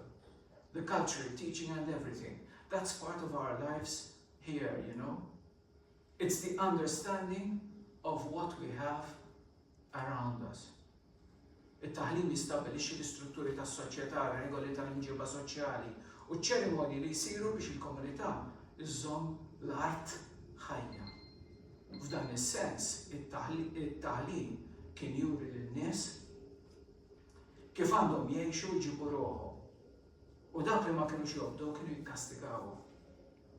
Din il-poeżija ta' Zoppardi li hija senala jisimha Dreamtime. Ħafna drabi żmien il-ħolm jew it-tagħlim jirreferu għal żmien meta nħolqot l-art u meta nħolqu l-bnedmin u l-annimali. Il-taħlim jintuża wkoll mill-individwi biex jirreferu għat-taħlim tagħhom jew tal-komunità tagħhom. Fit-taħlim l-ispirti anċestrali tal-antenati ma' dawk li jsemmi Zoppardi fil-poeżija ġew fid-dinja u sawru l-forum tal-art, l-annimali u l-pjanti. L-istejjer jirrakkuntaw kif l-ispirti tal-antenati mxew minn posta għall-ieħor biex joħolqu xmajjar la dajjar u l-montanji. L-aboriġini jgħidu li jafu l-postijiet li żaru l-ispirti tal-antenati u fejn għażlu li jiqfu għal dejjem. Jeżistu wkoll stejjer li jispjegaw kif in-nies marru l-Awstralja u r-rabtiet li nħolqu bejn gruppi differenti mifruxin ma' kullum kienu. Stejjer dwar kif in-nies talmu l-lingwi u sfin u kif skopraw in-nar. Fil-qofol tiegħu it-taħlim ġej mill-art. Kontra dak li jirrakkonta li għamlu l-kolonizzaturi fil-poeżija tiegħu Azzopardi fis-soċjetà aboriġina l-art ma kienx tal-bnedmin imma kienet parti minnhom u kien dmir tagħhom li jirrispettaw l-art u jieħdu ħsiebha. Grazie.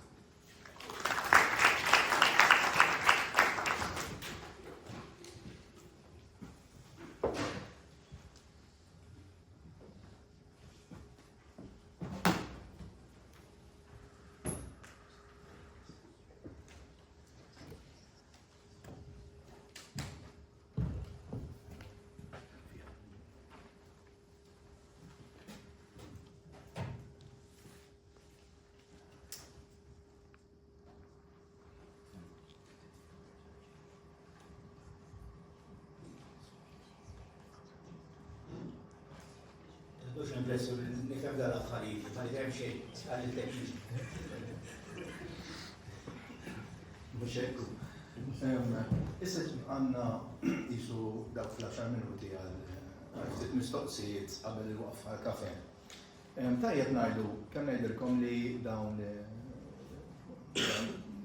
diskorsi, dawn l-istudji, beħsibna nippubblikaw f'ħarġa speċjali ta' il-Malti.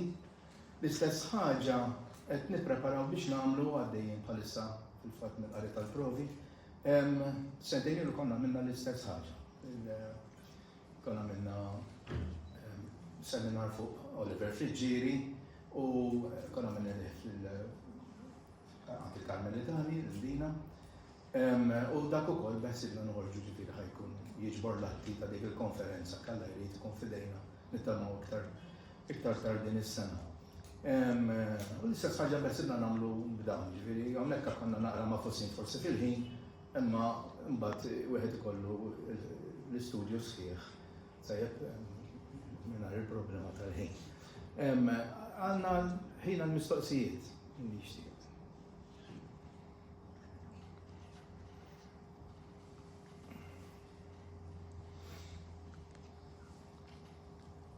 Tajjeb, immorru għal-kafe.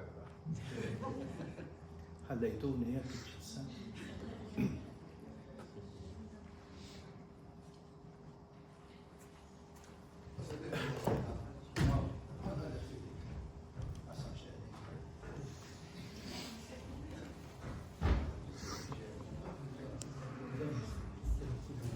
Iktar kursità minn xejn. Partikolarment fil-qari ta' Margot Zoppardi preżentat bil-keyboard.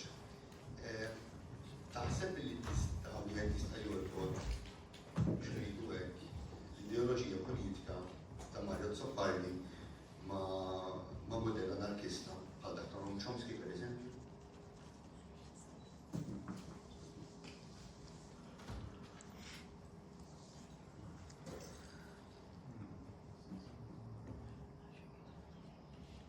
Naħseb nistgħu naraw xi forma ta' rabta, imma anke kien ħarsu mhux biss lejn il-poeżija ma anke kważi lejn il-proża, le? Fil-poeżija toħroġ ħarira iktar b'saħħa din l-għajta u xekk li din l-ideoloġija hija ideali, le? Kważi utopika li Margot Zoppardi irid n-nies li jqumu minn dan il-nas li jkunaw dan l-ideal u xekk li din ir-ribellioni toħroġ fil-poeti li titnaqqas l-apatija biex daw in-nies li huma sikta, li huma maħbura, li huma għandi sezzjonijiet ovvjament li ma rnexxilix naqra ma toħroġ ukoll din l-għajta tal-ġustizzja, speċjalment fejn tidħol għal dawn in-nies imwarbin u xekk. Hemm poeżija partikolari fejn qabel daw in-nies, speċjalment fuq il-kummerċjalizzazzjoni tal-arti u l-kommodifikazzjoni tal-arti mela din l-arti li tinbidel biċċiet u xejn li sarfu biss xi ħaġa monetarja kważi qed tneħħi r-ruħ li kienet tinkwila wkoll il-Mario. Allura għandu l-ewwel żewġ atti għax jaqsamha bħala isa dram, l-ewwel żewġ atti li jispjega li daw in-nies bħala bejjem u xejn dawn iċ-ċfuf, in-nisa jgħidilna bil-low cleavage bis-sajbu bix-xampanja f'idhom li tinġilna dan id-dram kważi u xejn. Imbagħad mill-ewwel jaqleb għal dawn in-nies li qed jgħixu kważi fid-dranaġġ li allura toħroġ din dan il-paragun huwa ċarissimu. Ideoloġikament Mario bidel il-kamp kemm il-darba jekk ħan nitkellmu fuq l-ideoloġija partiġana, imma naħseb li tmur lil mhux hekk l-ideoloġija politika tiegħu. Jiena kont nafu ftit ġrieħu kien l-ewwel l-għalliem tiegħi u matul rejtu x-xogħol bħal xarba kien kważi sforzani biex nippubblika eventualment hekk għamilt. Ma tħdimt it-teatru miegħu sir nafu ftit iktar anke minħabba li konna involuti f'din il-kawża Palestinjana flimkien. U il-ħin kollu kważi kienet ossessjoni li trid tiskomoda, li trid tqanqal. Allura din l-ideoloġija politika tiegħu sa mill-bidu kienet hemm b'mod konsistenti. Forsi tinbidel il-forma ta' kif iwassalha, imma le tibqa' konsistenti naħseb.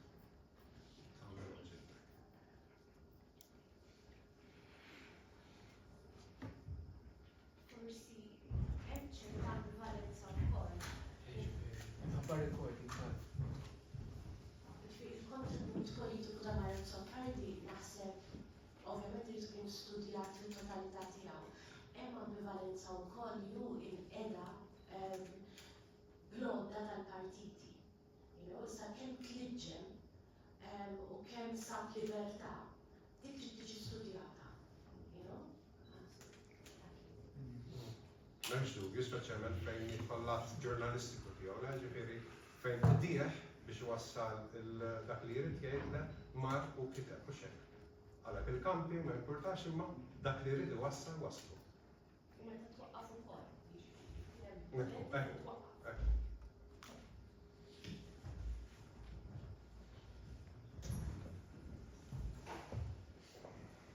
Biex nkompli ma dan il-punt ta' Richard u ta' Kintu fl-istess nistil reazzjoni tal-kellima għal dan is-senat.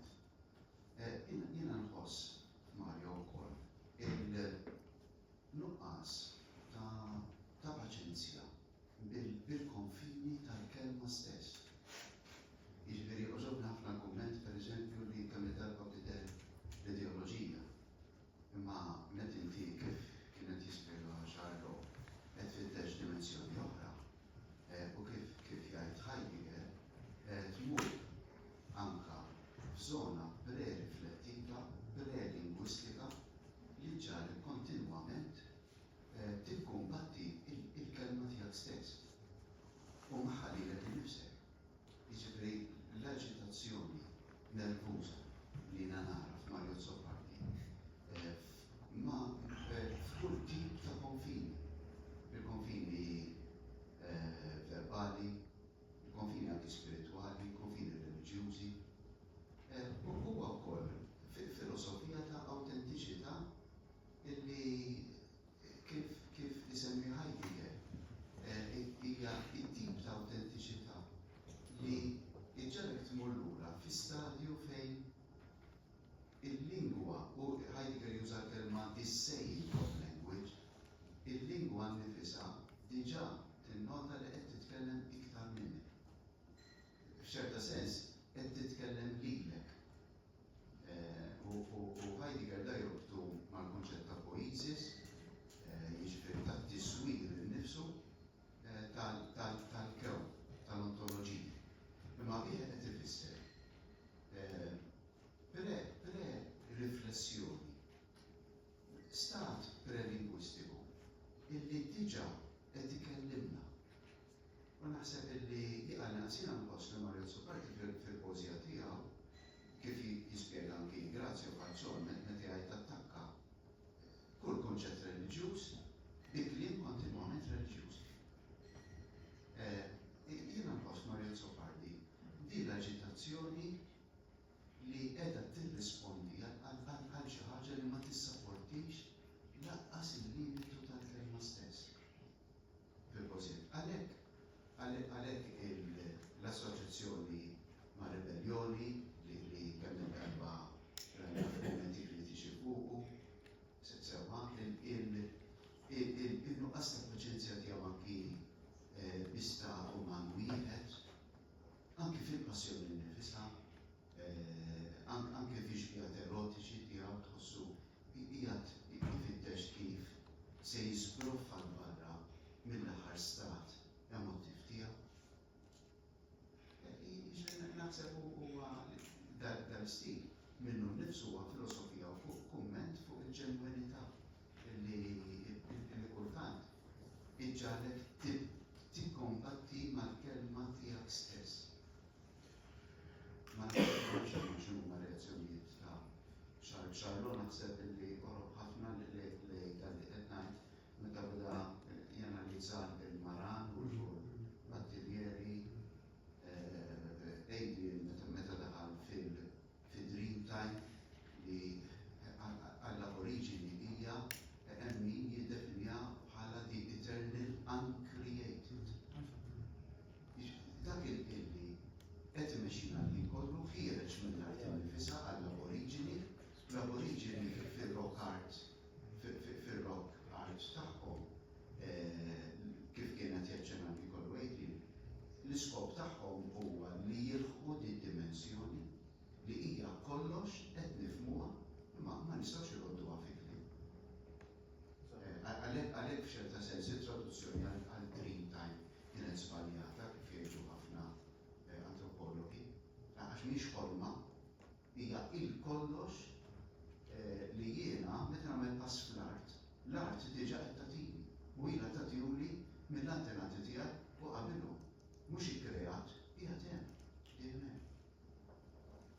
Jiġifieri jiena ħassejt dal-mument ta' spiritwalità fid-diskorsi tagħhom anke tikappit fil-aġitazzjoni rrabbjata lejn kull ideoloġija li finalment nagħmlu kif tispiċċa. Istituzzjoni u fl-istituzzjoni di għandek il-periklu ta' ġbiex mbagħad tal-korruzzjoni. Din tispiċċa il-kontra ta' dak li bdiet maġbut ta'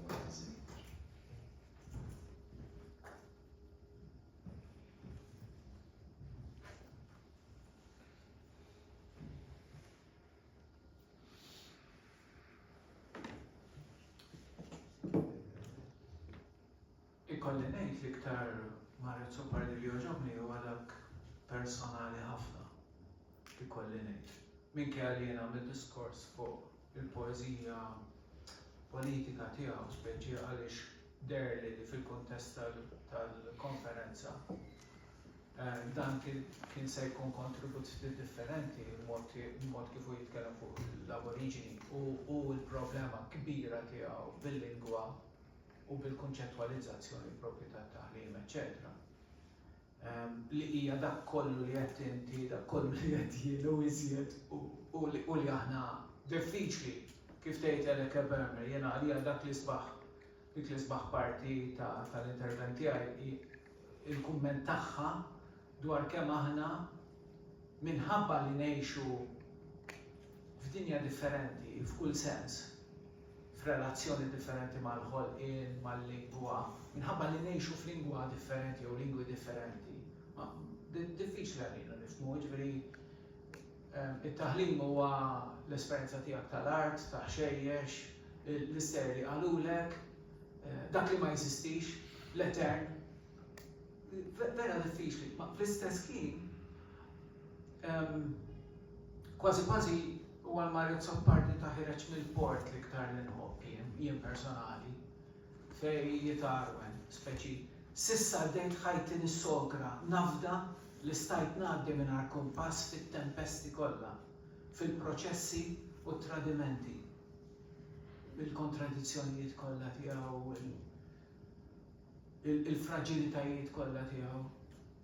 Issa bdejt l-aħħar vjaġġ b'xari jibjat b'dawl baxx f'idejja jirtot bil-mart. Bdejt ħolma minn fuq irdum li ma nafx fejn se twassal u x'se jħodha r-rieħ u se jfaħħa l-isfel. Jew hix se ttir bil-ġwienaħ kbar imsadda u muffi. Bħal bastiment għajjien ħireġ mill-port għaddej minn fejn il-fanal tat-torri. Inħalli l-istejjer antiki tiegħi warajja. It-triqat imċerċa, l-kampnari, il-festi, ir-ritwali, l-imħabbiet, l-esperjenzi frivoli u dawk solenni. Il-ħolma tiegħi ġabra skeletrali ta' mammiferi. Minn fuq il-bastiment qed nara l-mewġ jipprova jmiss għal xejn l-orizzont. Hekk kif il-ħolma tibda tiċċarrat, bħal qluħ madux jiflaħ għal-battikati. So jiena li dan il-Mario Zoppardi, meta Mario naħseb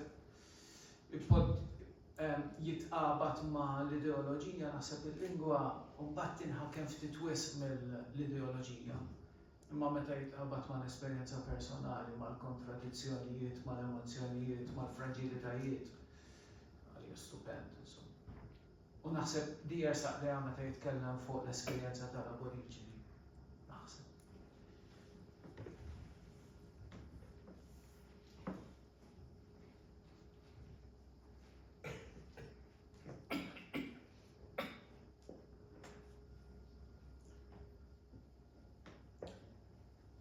Jekk m'hemmx iktar interventi fil-każ ngħaddu għal kafè.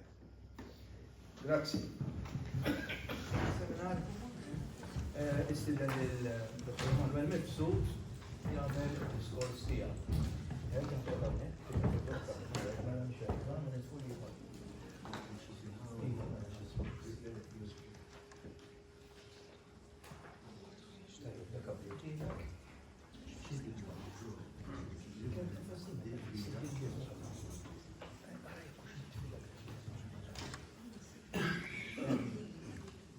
Jekk il-ħin jippermettili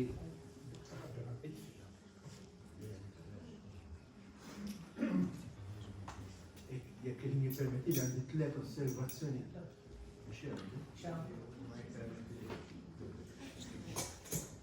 Għandi 3 osservazzjoni ġdan. Il-poeżija ta' Mario Zoppardi mhux tal-li mhijiex espressjoni atea, tal-li hija dokument ta' ossessjoni barra. Ħadd attwalment mill-poeti l-aktar prominenti tagħna sa qabel il-ġenerazzjoni post-disejn ma esprima konvinzjoni atea sakemm ma nqisux poeżija bikrieta ġew fl-ġiri Alla mejjed li deret f'Malta di New Poetry tal-1970 li fiha Kristu jsir ekwivalenti għal Sisifu u l-umanità m'għandha xejn x'tantiċipa għal mewt eterna għax is-sejħa tagħna taħbad mal-ħajt sam tax-xejn. Fil-waqt li ngħidha ta' Nietzsche li Alla huwa mejjed iddikjarata l-ewwel darba f'The Great Science u mbagħad imtennija f'Thus Spoke Zarathustra, issib ruħha anka f'Epistoli mid-Deżert, din tingħad biss f'saħħna ta' mument biex immedjatament tiġi miċħuda u kontradetta. Aktar milli konvinzjoni, l-Alla mejjed ta' Zoppardi hija espressjoni ta' frustrazzjoni u ejja li dlong tagħti impetu biex tiġi sfidata. Jifhem stess il-poeta li ddikjara il-mewt tagħha f'manikomju privat għax tħabbel nikkwota fil-lingwaġġ tal-fidi meta l-sin divin u s-skit imbiet idur mal-pjaneti remoti. Il-poeta ma jiqafx mal-konklużjoni ta' Nietzsche minflok jibqa' jħabbrek biex jiltaqa' m'Alla minkejja l-insistenza ta' Alla li jibqa' ma jservix l-aġġ tal-bniedem miżeru u jkompli għaddej bi vjaġġ anke jekk jista' jkun inutli u jsalpa fil-vojt. It-tieni osservazzjoni. L-esperjenza li jirrakkonta l-poeta mhix sempliċiment esperjenza spiritwali, hija esperjenza reliġjuża. B'dan li tinfisser li din hija esperjenza li tqim xi divinità li l-individwu jissottometti ruħu għal entità ferm ikbar minnu. Naturalment biex dak li jkun jagħmel dan irid l-ewwel nies jemmen li din l-entità teżisti.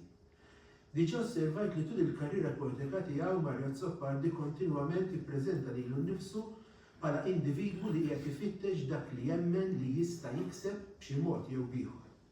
Il-konvinzjoni tidher mill-fatt li l-poeta saħansitra jikkonkludi li l-eżistenza umana issib it-tifsira tagħha fir-relazzjoni mal-Alla.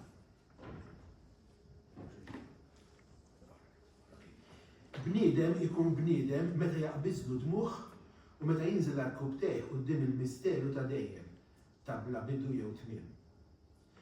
Ma' żmien dan il-ħsieb mhux biss isir konvinzjoni imma saħansitra l-ossessjoni l-kbira tal-poeta. Alla u l-ossessjoni ta' Mario Zoppardi.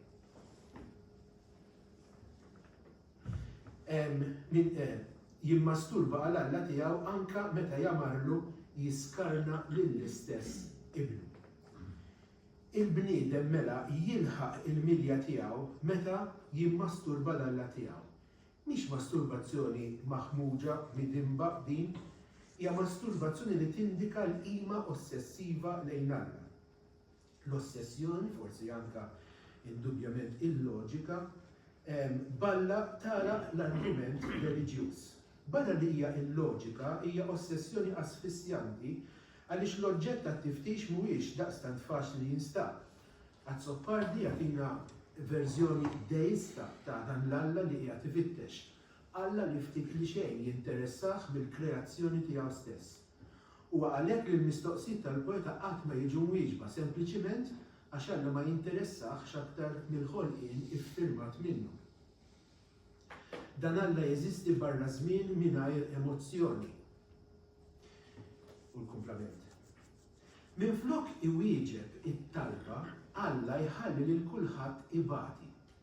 Il-kriżijiet eżistenzjali, il-kriżijiet spiritwali, il-kriżijiet kollha li Alla l-Onnipotenti neħduh li kapaċi jsib soluzzjoni għalihom. Alla tant ma jinteressax mill-ħolqien tiegħu stess li lanqas li l-ibnu ma jwieġeb meta jidher bħala li kwota raġel li tilef kollox fuq xorka rumana iwerzaq għaliex Eli abbandunah. Alla jikkuntattja lill-ħolqien tiegħu ad hoc meta jiftillu. Hemm dawn id-drabi meta l-poeta jinterpreta lill-Alla bħala l-kreatur li telaq il-kreazzjoni tiegħu għal riħħa. Drabi oħrajn Alla jidher jagħmel kundizzjonijiet diffiċli fuq din il-kreazzjoni. U b'konsekwenza ta' dan kollu, il-paġni jagħtu ritratt ta' individwu fittiex li huwa vulnerabbli, imsejken, konfuż.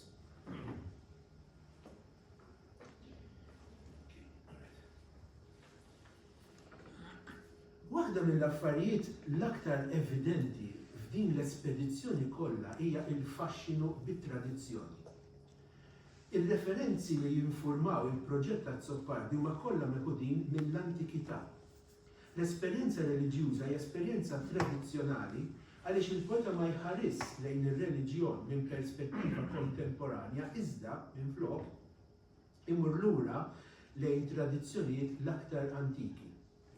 U għalhekk li nsibu diversi referenzi mit-Testament il-Qadim, mill-antikitajiet tal-Buddiżmu u l-Hindu u l-aktar mill-Kristjaneżmu bikri jew medjevali. Min din ir-reliġjożità tradizzjonali tispikka mbagħad l-identifikazzjoni tal-innifsi mal-profeta, mal-pellegrin, mal-mistiku jew l-axxeta. It-tiftixa għal xi divinità rari tieħu forma ritwalistika, minflok tieħu forma ta' pellegrinaġġ, vjaġġ b'intenzjoni reliġjuża li hu mifhum li matulu l-pellegrin ikollu jgħaddi minn diffikultajiet kbar ħafna. Jax Elsner u Ian Rutherford f'Pilgrimage in Greco-Roman and Early Christian Antiquity jargumentaw, jipproblematizzaw id-definizzjoni u l-kunċett innifsu tal-pellegrinaġġ.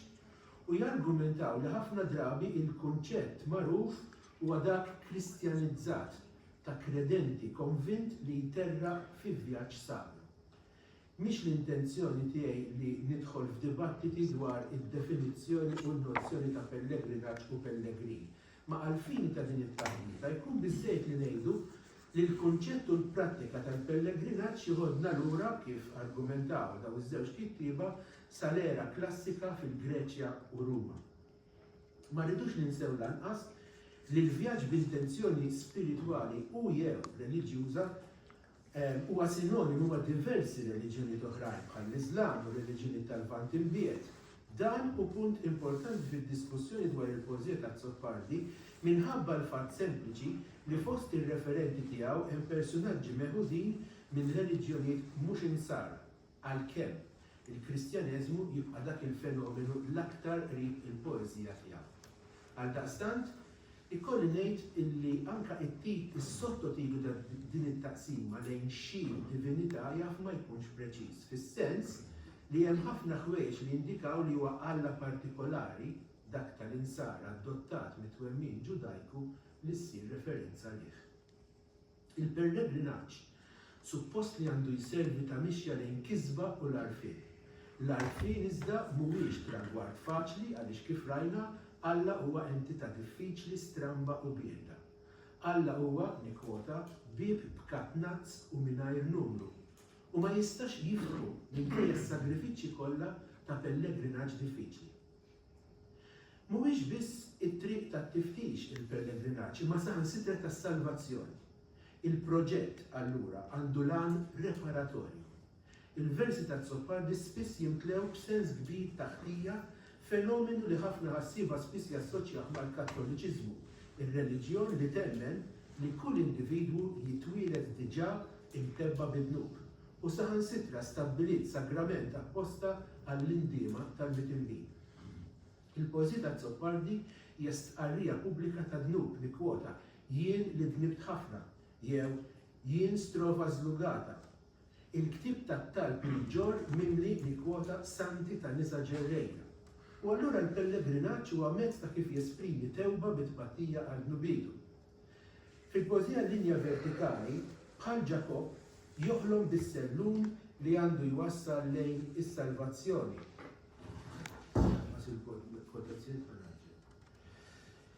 Il-ħolma ta' Ġakob ingħatat bosta interpretazzjonijiet.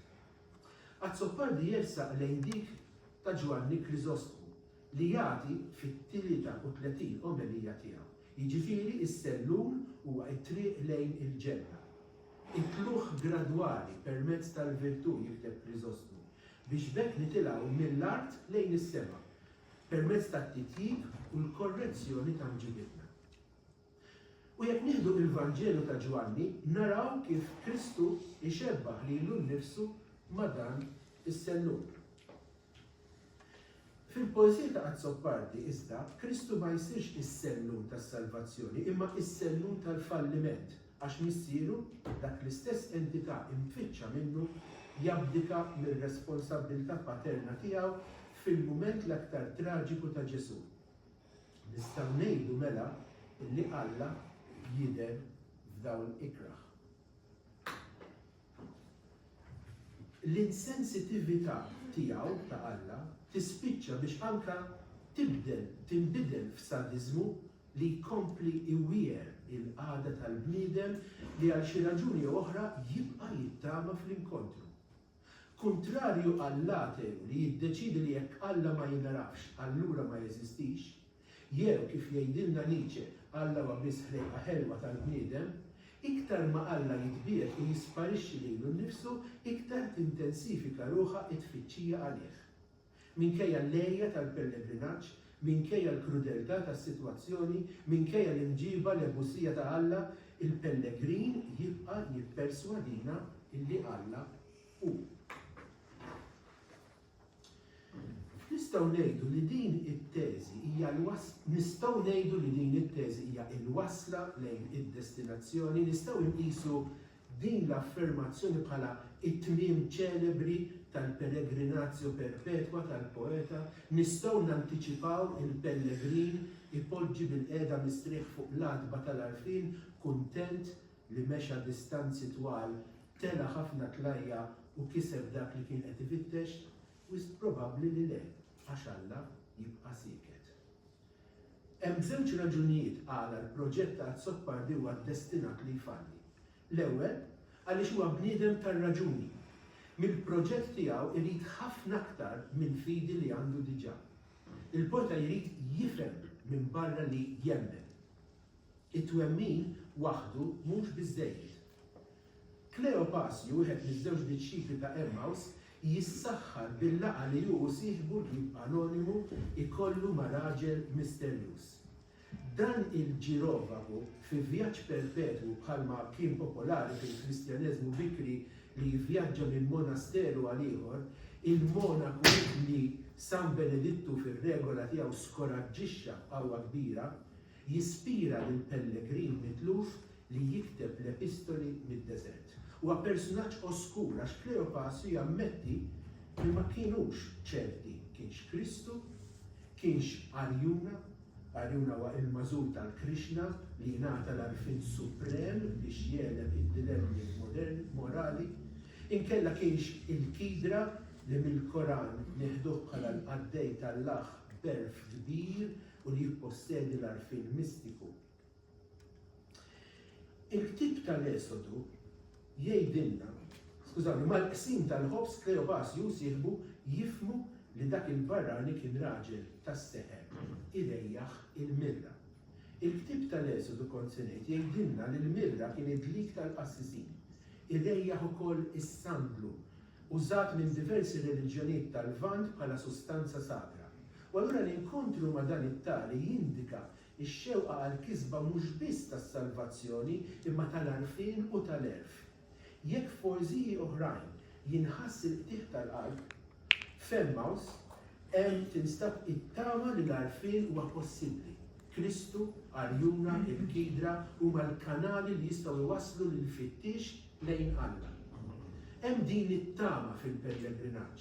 Il-barrani l-misterjuż tal-mirra u s-sandlu huwa dak li kiseb l-arfin permezz tal-pellegrinaġġ. Huwa għalhekk illi l-laqgħa tiegħu mas-soru Faustina Kowalska u mal-Badessa tfalli. Faustina Kowalska li twieldet fl-1905 u mietet 38 li minn ħafna personaġġi li jfittxu f'dan id-deżert hija l-aktar waħda riċenti, kienet soru Pollakka li kabret il-qima lejn il-ħnina divina. Id-diatriċi tal-famuża pittura tal-ħnina divina impittel minn Eugeniusz Kazimierowski. Kowalska tikteb li fit-22 ta' frar 1931 fiċ-ċella tagħha fi Pfoksk, mhux F'Łódź kif hemm fil-ktieb, derila Kristu u kellima. F'dan is-sens Kowalska għandha privileġġ fuq Azzoppardi.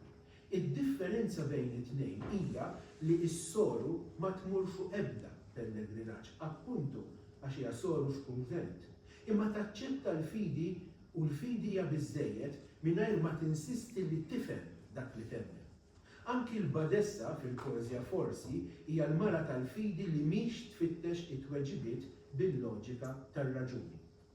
It-tieni kawża għala dan il-falliment hija l-inabilità tal-poeta li jiġħad il-ġisem. Din hija battalja oħra li jrid jiġġieled il-bniedem li jrid jiltaqa' ma' Alla. L-Itinerarium Mentis in Deum, ktieb ieħor ispirat fil-perjodu bikri tal-Kristjaneżmu, jirreġistra l-esperjenza mistika ta' San Bonaventura, l-awtur tal-ktieb, li dan kellu fuq il-muntanja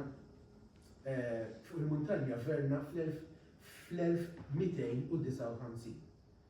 Fl-ewwel kapitlu Bonaventura jgħidilna li l-ferħ mhu xejn għajr id-gawdija tal-ogħla tjubija.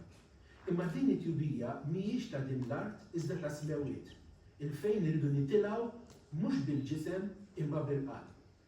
Biex dan iseħħ ikompli Bonaventura, wieħed irid jikseb l-għajnuna divina li tinkiseb biss permezz tal-qalb, tal-umiltà u tal-ferventi. L-istess il-jum il-kbir fil-74 kritika tiegħu iħeġġeġ lill-fidili biex jiġħdu l-pjaċiri terrestri u dawk li qabdu triq tas-sewwa jarfu li huma pellegrini fil-wiet ta' din id-dinja li għandhom jibqgħu għaddejjin minn fuqhom. Se naqbes biċċa għax irid nasal għall-aħħar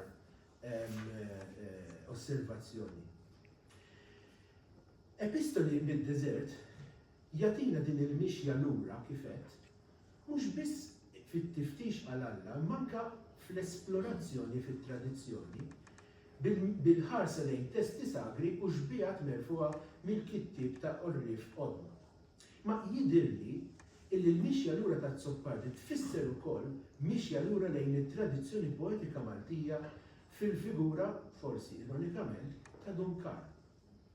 Spiss, kemm iġbijat mażura, kemm il-burdata rrappurtata ifakru lill-qarrejja f'poeżiji bħal jien u lil minnu tal-poeta li kif nafu għad Zoppardi qis rieħu bħala l-anatema tiegħu. Fiex qalli il-leħen interjuri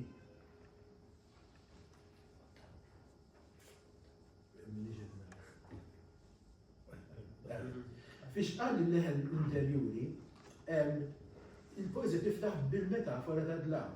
Qalli l-leħen interjuri li se ninħareġ mid-dalma li tfakkarna appuntu fil-bidu tal-poeta ta' Duncan dalma kbira tostorbu l-kif u l-għal.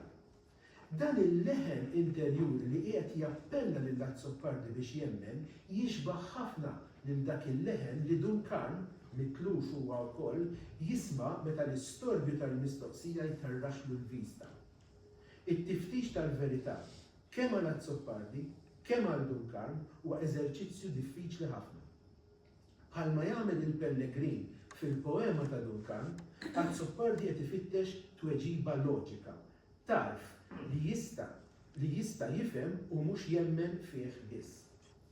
Il-kuntrast bejn il-Pellegrin vagabond u Kowalska jew il-Badessa huwa il-kuntrast bejn il-moħħ u l-qalb ta' Duncan. Hemm din it-taqtija fiż-żewġ poeti li prattikament hija simili. L-istess leħen li jisma' Zoppardi bħal dik li jisma' Duncan jappellalu biex nikwotah tkisser il-gburija. Iż-żewġ poeti jirrealizzaw li l-gburija se tkompli tbedhom aktar milli tgħinhom jaslu għad-destinazzjoni tagħhom. Fl-Asafar ta' Mejju, poeżija ta' Zoppardi, narawh jistkerraħ il-kontradizzjoni tal-Asafar ikantaw f'kor il-ħajja meta s-sema ta' fuq rashom huwa mċajpar.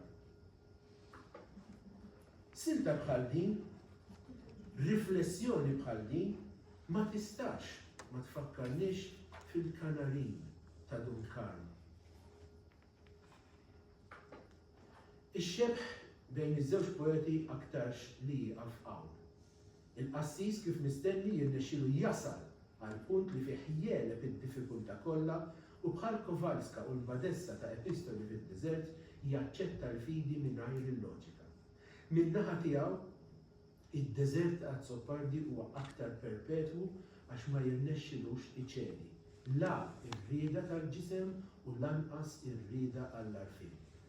Zoppardi jibqa' jittama li huwa wkoll qed jimxi lejn Emmaus bħal Kristu l-Profeta, Arjun il-Mażul ta' Krishna, il-Kidra tal-Koran. Jibqa' jittama aktar xal xejn li huwa wkoll irejjaħ ma' kull pass il-mirra u s-sangu.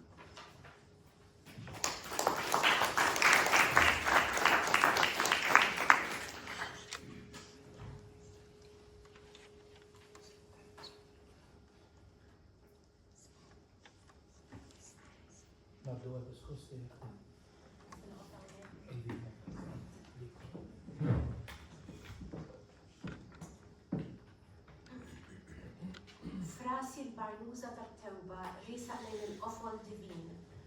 Wara epistoli bid-deżert jiena tlab nikkummenta fuq is-sezzjoni l-aħħar tokki.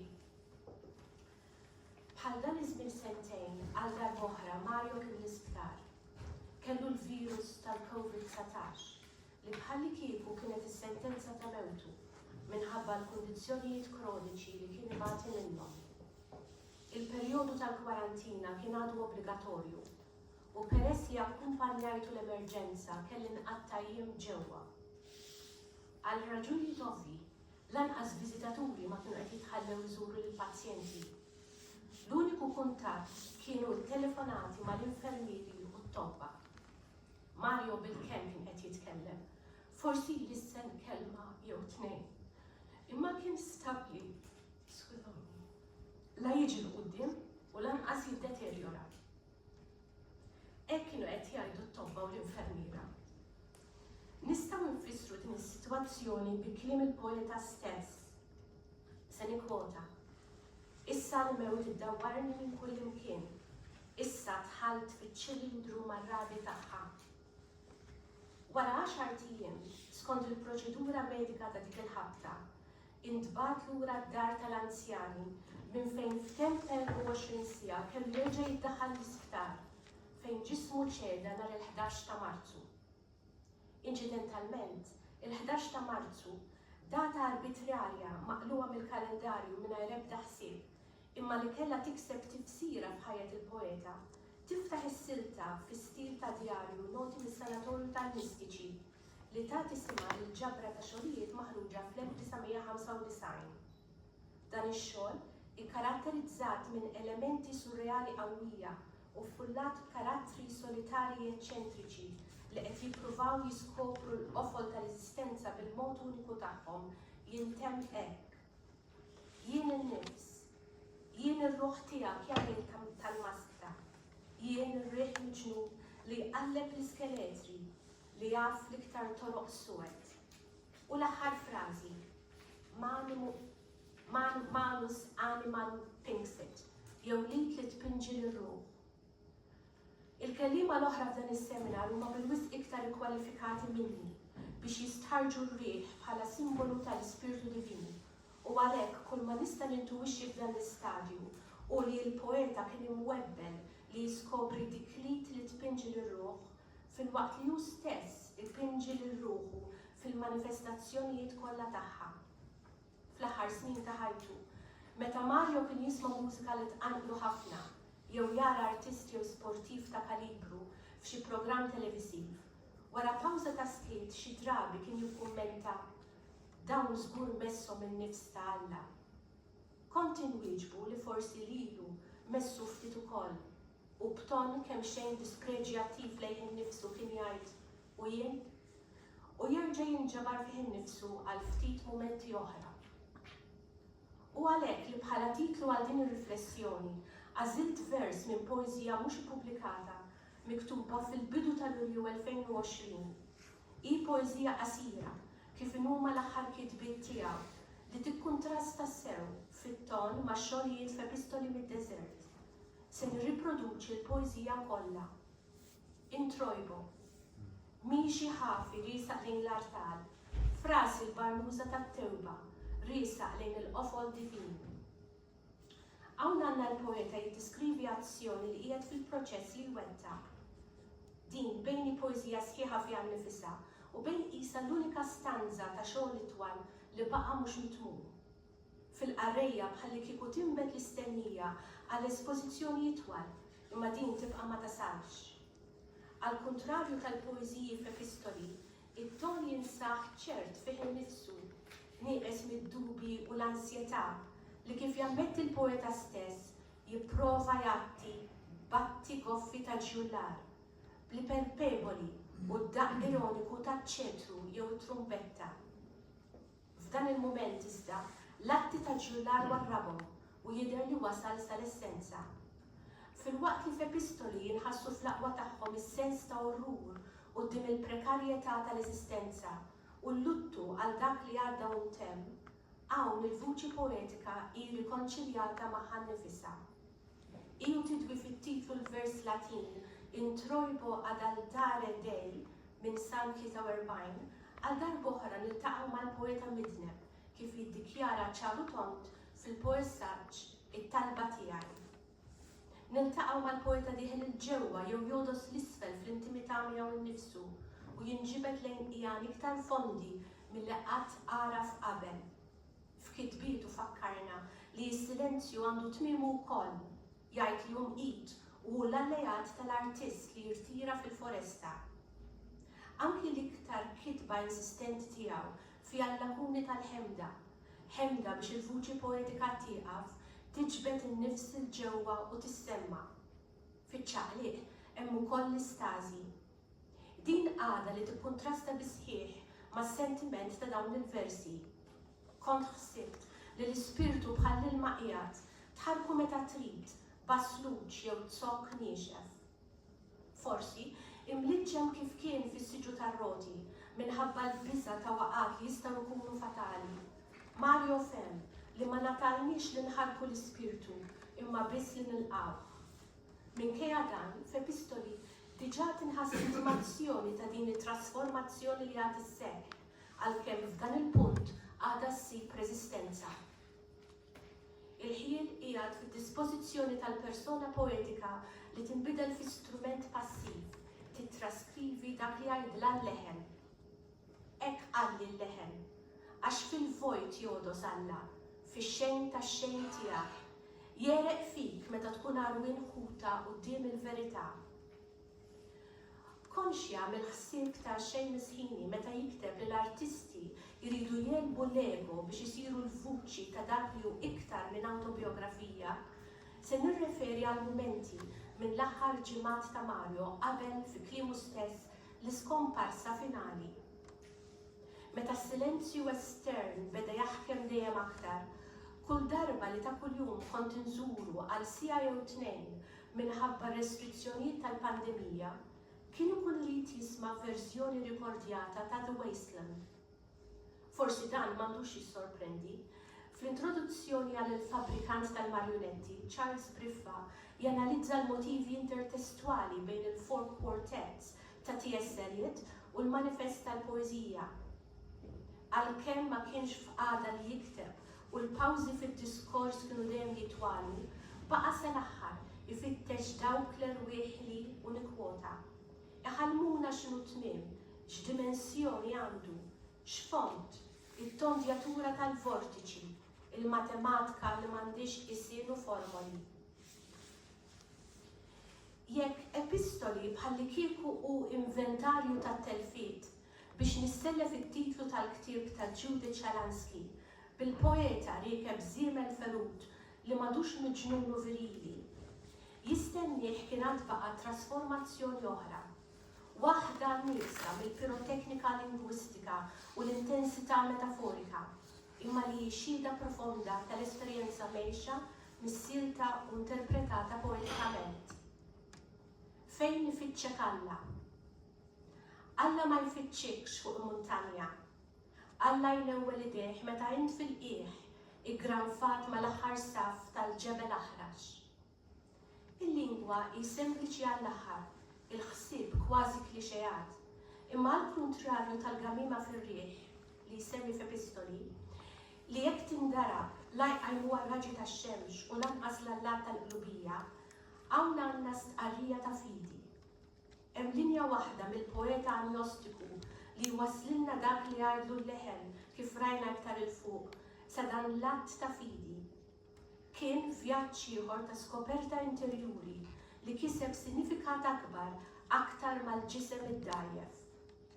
Wara li għaddietu puplesija oħra maġġuri nhar il-31 ta' Diċembru 2019 li ħallitlu nofs ġismu paralizzat. Darba minnhom Mario ikkummenta li m'għandux bżonn ir-riġel bla ħajja. Għalkemm miegħi qatt ma tkellem dwar dan, naħseb li baqa' grat li l-essenza tiegħu jiġifieri l-kapaċità li l-ħajja magħxa tinbidel fi ħsieb u f'kitba ma teħditlux. Milwi fuq is-siġu tar-roti, bdera ta' tbatija fuq wiċċu, ġieli staqsejtu mhux muġuh u kien iwieġeb fin-negattiv, imma li għandu ħsieb li għadu qed jitturmentah u ma jistax ifissru kreattivament kif jixtieq. Judith Shalansky tistaqsi dwar minhu l-qreb tal-ħajja u x'inhu ffaċċjat il-ħin kollu bil-mortalità tiegħu jew dak li jirnexxielu jordom kull ħsieb dwarha. Jekk napplikaw dan il-ħsieb għall-eżortazzjoni li l-poeta jagħmlilna, ibdew sejħuli l-poeta tal-mewt, bil-kliem poeta tal-mewt fil-korsiv. Kemm u sa fejn għandna nagħtu widen lill-poeta? Hemm xi jgħidilna li aktar mal-poeta kien qrib il-mewt, aktar kien qrib il-ħajja. L-aktar jekk naċċettaw il-ħsieb ta' Christopher Riggs li jsostni li l-att immaġinattiv jimplika l-preżenza tal-ħajja u għalhekk ma nistgħux nimmaġinaw il-mewt tagħna stess. Li nistgħu nagħmlu hu li ninterpretaw l-idea ta' tmiem tagħna kreattivament kif Mario jagħmel fil-poeżaġġ Maxime Castelletti Vupar Seami fost kitbiet oħra. Forsi dan l-intervent u nieqes mid-distakk u l-oġġettività akademika minħabba l-qrubija tiegħi mal-poeta. Imma nista' nagħti xhieda tal-vjaġġ tiegħu fl-aħħar snin, meta mimli dubji bħal dejjem wasal biex bil-kalligrafija medħoluża tiegħu li bil-mod il-mod bdiet tinħall f'sinjali indeċifribbli jirtodu jikteb dan li ġej. Nimxi, arani, midneb, dieħel nirfes l-amajjar lejn ir-raba tal-kastell, fejn hemm l-isbaħ djamant, ileq bil-wien irsina, xhieda tal-misteru li jdawwal kullimkien. Skansani, mulejja l-asidi. Imbagħad jinżel il-velu tas-silenzju. Fit-traċċi indeċifribbli fuq il-karta hemm il-komunikazzjoni tal-poeta mad-divinità, komunikazzjoni unika u intima l-aħħar u li l-vibrazzjoni tagħha taħarbilna. Grazzi.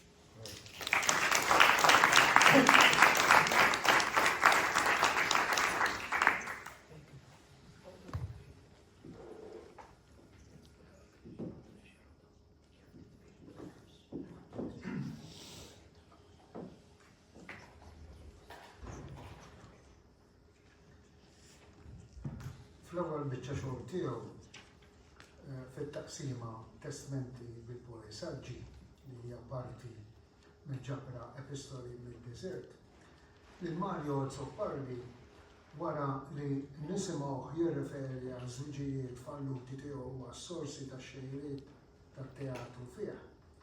Nisimgħu jikkonkludi jien il-poeta misħut. Hemm sens ta' neked din is-sentenza, imma biex nifhmu b'mod xieraq x'timplika rridu nwiżnu x-xogħlijiet kollha tiegħu mis-sittinijiet sa mewtu.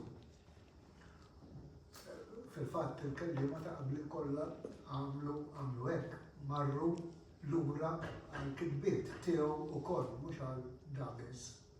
U sadattant jekk naqraw Marius jikteb lil Loredejn, li huwa parti mit-testamenti bil-poesaġġi, nimħuh jara lilu nnifsu deżolat. Id-daħla li jiena għamilt għal-ktieb Epistoli mid-Deżert semmejta l-endgame ta' awtoritrattist mistoqsija. Għax minn dak li konna tkellimna jiena u ftit qabel ma miet, kien tani x'nifhem li x-xogħlijiet ta' din il-ġabra kellhom ikunu l-aħħar stadju fil-proċess ta' ħajtu pubblika.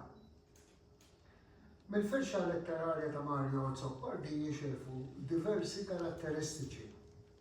Fuq quddiem jitfaċċa l-aspett konfessjonali, bosta xogħlijiet, poeżiji, poeseis, rakkonti, idaħlu xejriet autobiografiċi u jaddottaw ton konfessjonali, jiġifieri hemm waqtiet letterarji fih meta huma personali. Per eżempju, tagħna ħjien tal-brainwashing religious li kellu fit-tfulitu u ta' l-agnostiċiżmu tiegħu bħala adult. U rina b'mod ħaj, donnu qed ipittet ir-relazzjoni superfiċjali li kellu mal-familja nukleari tiegħu u tkellem spess fuq is-sliema li kellu man-nisa li kellu x'taqsam magħhom f'ħajtu. U sikkwiet ippreżenta lilu nnifsu fid-drama tal-ivvjaġġar bħala esperjenza ta' fittixi. Imbagħad tixref qawwija l-ħila tiegħu biex jidentifika ruħu ma' kull min ibati fis-soċjetà kontemporanja. Esperjenza ta' rabta ma' dawn l-oħrajn huma minn huma f'Malta u barra minn Malta li iddaħlu f'sitwazzjoni analitika. Dan il-kunċett ta' identifikazzjoni letterarja jitfal il-Zoppardi analist f'għamla ta' vittma għax il-pazjent target li jkun daħal fil-frame mentali tiegħu iġalu jħoss u mbagħad miegħu bitħassib fuq l-aggressur. Fl-istess ħin huwa kunċett li jagħti sens ta' telfa jew almenu l-qarrejja jieħdu impressjoni ta' naqsa jew xaħta meta jaqraw ħafna fih. F'din l-atmosfera konfessjonali ifittxu suġġetti ta' li tradizzjonalment f'Malta kienu jitqisu projbiti jew offensivi bħal sesswalità imberħa, id-deformazzjoni grotteska, it-tweżwis u l-faċċoliżmu tar-reliġjużi u l-arja żejda fl-imħabba għall-pajjiż. Suġġetti li jżidu dettalji fil-pittura tal-perċezzjoni tiegħu fuq il-kontemporanjetà. Fl-esperimentazzjoni tiegħu fil-vers proġettiv u tal-poe essays inqeda u baqa' juża l-forum stilistiċi tal-ironija u l-parodija, tal-ambigwità u l-spontanjetà, tal-lingwa figurattiva u l-autodefinizzjoni. L-evokazzjoni grafika tħaltet mad drammatiċità barokka għall-aqwa effetti li seta' jipproduċi. Meta tinqara l-ġabra Epistoli mid-Deżert, nintebbħu minnu fih bl-implikazzjonijiet tas-simboliżmu ta' kliemu. Għax tħuf f'moħħu tiderdera tal-aħħar ta' ħajtu biex bijat frekwenti ta' testament, deżert, solitudni, dajsa, karnival u sfin. U għalhekk nifhmu li Azzoppardi jrid iħalli awtoritratt, self-portrait jiġifieri. Awtoritratt b'siltiet minn ħajtu u birqajja ta' identitajiet. Awtoritratt miżżewweġ mal-meditazzjoni u mgeżwer fit-teatrikalità li jista' jkun it-testament mibgħut bħala epistola. Awtoritratt ta' poeta li qed iħossu redikolu u assurd għax xjaħ u wasal fl-aħħar u allura qed jifli ħajtu biex jifhem x'sejħa li warah. Azzoppardi ħass din il-ġabra bħala parti mill-endgame tiegħu. Xi wħud mix-xogħlijiet fiha jidhru li twildu fi żmien meta iddaħħal l-Star Mater Dei wara l-istroke ta' l-2013. Oħrajn waqt ir-riċerka tiegħu għal żewġ nisali u oħrajn meta kien l-Awstralja. Meta kien għadu l-Star darba minnhom lil Patricia Gatt qalilha "This is my endgame." Ħsieb li jitlaqqa ma' meta kien qed jewden bl-endgame ta' Beckett. L-awtoritratt fragmentat jitferra fuq il-karti biex isir test u jinħass il-poeta jissara ma' moħħu biex iħaddem il-memorja retorika.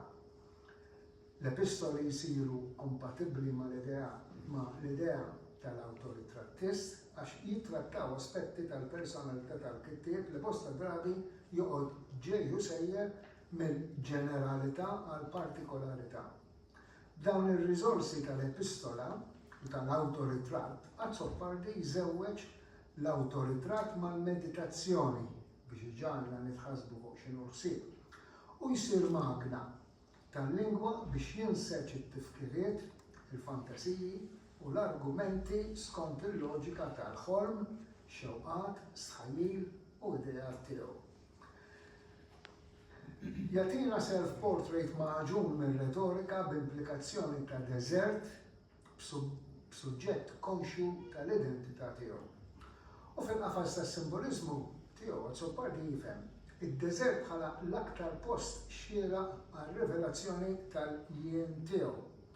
Fid-deżert ta' ruħu jaraf lilu nnifsu u l-jien tiegħu isir id-deżert jew is-salbna tal-ideat viżjonarji imma qatt ma joħroġ il barra mix-xefaq tal-eżistenza għat-traxxendenza. L-ispiss toħroġ tixref minn dan l-awtoritratt hija l-esperjenza ta' Bach, l-assenza tal-bniedem innifsu mill-poeta. Imma d-deżert huwa wkoll id-dominju tax-xemx bħala sors ta' enerġija u bħala radjazzjoni qawwija li tagħmmex u ma tħallikx tara ċar, ma tħallix l-għajnejn jinfetħu sewwa u x-xemx li tpeċbċek. Għax li ma' awtoritratt jista' jippreżenta personalità b'mod ċar u assolut. L-istil tal-anzjanità hawnhekk qed narah bħala l-istil tardif tiegħu li jirrifletti ħajja ta' għarfien mit-tiġrib. Fit-tiġrib tardif tiegħu jagħtina bosta suġġetti sirja kif insibu fit-taqsima testmenti tal-poesaġġi fejn fost is-suġġetti ewlenin insibu f'dawn il-poesays rappreżentazzjonijiet sagri, kondizzjoni ta' nuqqas ta' saħħa, il-karnival u kif jifhem in-nisa tiegħu. naraw jitħasseb fuq il-ġejjieni tar-rappreżentazzjoni sagra f'Malta, kemm bħala tiġrib estetiku u kemm bħala ritwal liturġiku fil-postmodernizmu. Wettaq riċerka akademika fuq dan is-suġġett li xtaq jagħtiha livell ta' dottorat imma sar amministrattiv mill-naħa tal-Università u minflok ippubblika fil-ktieb Verġni Sagri, Demoni, Boroħ għal-Alla, kitbiet dwar it-teatrikalità reliġjuża. F'messaġġi skabrużi, waħda mill-poesis tiegħu, nisimgħu ħliel tal-proposta tiegħu għad-dottorat li waslitu biex jitlaxxa mal-bord tal-PhD tal-Università li ma fehmx is-sewi tar-riċerka tiegħu. Jiena kont qiegħed dak il-meeting għaliex suppost rrid nkun it-tutor tiegħu għad-dottorat u dana qabad u ħareġ mill-meeting irrabjat u qalli daqshekk ma riċerka u telaq il-barra. U waqqafha u minflok mbagħad dik ir-riċerka ħareġa fil-ktieb Verġni Sagri. U naraw jagħtina referenza imwera għal Verġni Sagri wkoll fil-ktieb li qed naraw illum. Fit-taqsima li qed nifli hawnhekk hemm diversi rabtiet mal-materjal tal-ktieb Verġni Sagri, skużawni, għax insibu poesis oħrajn bit-temi reliġjużi teatriċi bħal il-poeta u t-torka Posta lil Ġanet u Arkli li ħormod bija. Dawn jidhru li għandhom influenza diretta minn Verġni Sagri. Imbagħad f'April tal-2013 tagħtu puplusija u kellu l-qatta xi żmien l-isptar. Wara din l-esperjenza ma kienx tajjeb biex jibqa' jgħix waħdu u mar l-Awstralja biex joqgħod ma' wliedu. Imma hemmhekk ma rridx jimxi mal-proċeduri formali tal-burokrazija u rrid ġie lura Malta u rtira fresh home. Fl-antoloġija Epistoli mid-Deżert insibu bosta xogħlijiet li jsemmu din il-kondizzjoni u l-esperjenza tiegħu fl-isptar. U mit-taqsima li qed nitkellem fuqha jien nistgħu nieħdu b'eżempju il-poeta u t-torka fejn nisimgħu jitkellem fuq l-attakk tal-puklusija u f'xogħol ieħor f'nofs il-ktieb fejn itemm jgħid il-poeta imut u ma jħalli l-ebda sinjal. Epistoli mid-Deżert iġib bħala subheading dawn il-versejn fil-bidu sensazzjonijiet mill-karnival tad-dinja li dejjem jintemm b'funeral makabru. Fazzo parti tinħass ansjetà fid-del tal-mewt, ansjetà li tingħata b'ton meqjus u sielem fl-istil tax-xuħija xorta hemm komplessità stilistika u ħjien ta' saħna tonali li jwasslu għal repetizzjoni tematika u attitudinali. L-idea tal-karnival tħuf f'moħħu u ssir ossessjoni fih hija mezz ta' forza immaterjali li l-ġrajiet partikolari li jġarrab jew jara fil-kontemporanjetà jieħdu sura kif jifhimha. Lill-Kristu jarah imżeblaħ ħanikwotaħ f'karnival ta' bżied, benġil u dmija. Dika mix-xogħol it-talba tiegħek. U l-kapitli tal-ktieb jarhom jiddaħħlu fil-quotazzjoni minnu fil-karnival ta' Rabelais biex isiru aktar patetiċi. Dina tinsab fix-xogħol f'nofs il-ktieb. Fazzo parti il-karnival juri l-varjetà tar-relazzjonijiet u jenfasizza wkoll b'implikazzjoni il-fatt li l-ħidmiet soċjali huma fil-kontemporanjetà iddeterminati mir-relazzjonijiet tal-klassi politika. Kull sem soċjali jintagħmel mill-awtoritajiet jew jitwassal kulturalment mhux modi b'mandat min-natura. B'hekk l-idea tal-karnival tad-dinja issir għandha taħħaq fuq il-ħajja u tiċċelebra dak li hu grottess fid-dinja. Idea li fil-letteratura serja tagħna taf tidher monadika. Meta jħares lejn in-nisa, is-sess f'moħħu jitbandal minn xewqat primittivi għal xi għamla ta' xitan tal-passjoni. F'Alkli li ħormod bija hemm xena li kapaċi titqies pornografika bis-solijiet bis-solijiet nudi minn qaddhom l-isfel uħud sbieħ u seduċenti li jispiċċaw b'saqarhom il fuq miftuħin oxxeni. Imbagħad xogħol ieħor il-poeta u t-torka naraw li t-torka eżotika u nisimgħu li seħibna l-poeta wara l-attak ta' pulizija li beda jewden, qed nikwotaħ, b'infermieri senswali u solijiet tal-klawsura jekxfulu sidurhom imċappas bid-dem ta' Kristu u jweduh is-salvazzjoni jekk jixrob minn sidrhom imqaddes. U f'xogħol ieħor f'posta lil Ġanet jagħtina nisa nudi, qed nikwotaħ, nisa nudi jagħtu gost lil xulxin u jitbismu. Sa din l-antoloġija l-konnessjoni tal-Zuppardi ma' stess kienet ilha li ndrat fil-letteratura Maltija imma hawnhekk insibuha qawwija ħafna. L-ironija hija filter li jissepara tifsir differenti għal reċipjenti xierqa, jiġifieri għal arrejja kompetenzi jew attitudni differenti.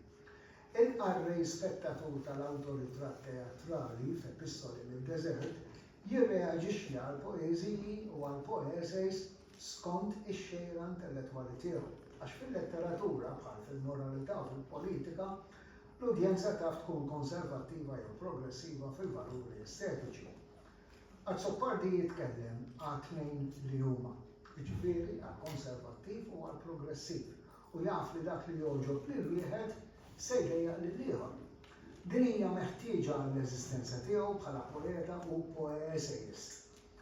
Irrid jinoġob minn xi ħadd speċjalment meta xi jsir tip mill-kitbiet tiegħu kapaċi jidhru offensivi għall-istandards ta' xi wħud minn niesu pas-sentimenti antiklerikali u antireliġjużi fix-xogħol l-imsiemen tas-salib u xogħol ieħor messaġġi skabrużi u fieħor fil-każ ta' Dr. Igor Gurjev, espert tal-likwidazzjoni tal-katavri. Il-lingwa tiegħu tagħmilha ta' medjatur bejn il-forum intern ta' ġofieħ u l-arena esterna ta' madwaru. Il-lingwa speċjalment dik li turi l-identitajiet differenti tiegħu timmudellizza r-relazzjoni tal-kittib solitarju man-nifs tal-ħsieb li jiskenja dinjietu ħajesponi l-awġ u t-tawwiġ tagħha f'deżert mimli u vojt fl-istess ħin, mimli bl-awġ u vojt mir-rispett li jċaħdu minn kull ottimizmu u jeżaltaru s-sentiment tal-preżenza nieqsa li ġalu iħoss ruħu waħdu fid-dinja fejn kollox jidher qisu forma li vvintaw. Fid-deżert tal-meditazzjoni jaħseb li jusa xi mikrokosmu donna d-dinja iċċeknet u xrinkjata l-idejat li jimmanipula. Donnu usa l-esterjorità bla saħħa ta' tħarrik f'diversità miġnuna li tikkaratterizzah ħlejqa solitarja maqsura fil-kunċett tal-jien, l-assentizmu tal-jien, dik quotazzjoni minnu. Ma feġ bejn id-deżert u d-dinja jingħalaq fil-verità tiegħu stess biex jipperreġ bil-persważjoni tar-retorika tiegħu. Nemmen li meta nħaffer fil-lingwa interna tiegħu biex nesploraw, ninżel fil-binja tal-qiegħ insib xi veritajiet moħbija li l-infietaħ tagħhom u tgħallem jimmanipula bl-alfabet. Il-kritika tiegħu tipprova tippenetra il-wiċċ biex issib tifsir fundamentali li l-pajjiż ma jistax jaffordja iwarrab. Ukoll jekk ma jaqbilx miegħu jew jikkundannah l-intensità tas-sentiment li għaliha Zuppardi huwa msemmi mhijiex sempliċement prodott ta' ħila eċċezzjonali fl-espressjoni, imma titferra fil-viżjoni tiegħu tas-soċjetà Maltija tal-umanità kontemporanja li għalih jidhru korrotti u morda, infettati bl-inġustizzji li jbidlu lil-ħieles fil-sir. Il-kwalità tal-verità li jonxor fuq il-bejt letterarju tiswa mitqiela deb għal dawk li fil-futur l-imbieħ ifittxu f'xogħlu xi tidwilja fuq il-misteri li ma jinbidlux tal-umanità. Il-kitba tiegħu hija mimlija b'eżempji mill-ħajja u l-awtorità jidħol fid-dialogiżmu ma' dawn l-eżempji u mal-qarrej u jħarku. L-awtoritratt li hu trasformazzjoni tal-ideat f'narrattiva għalhekk jassumi status ta' suġġett umani, ġifieri is-suġġett li jaħseb, is-suġġett li hu konxju.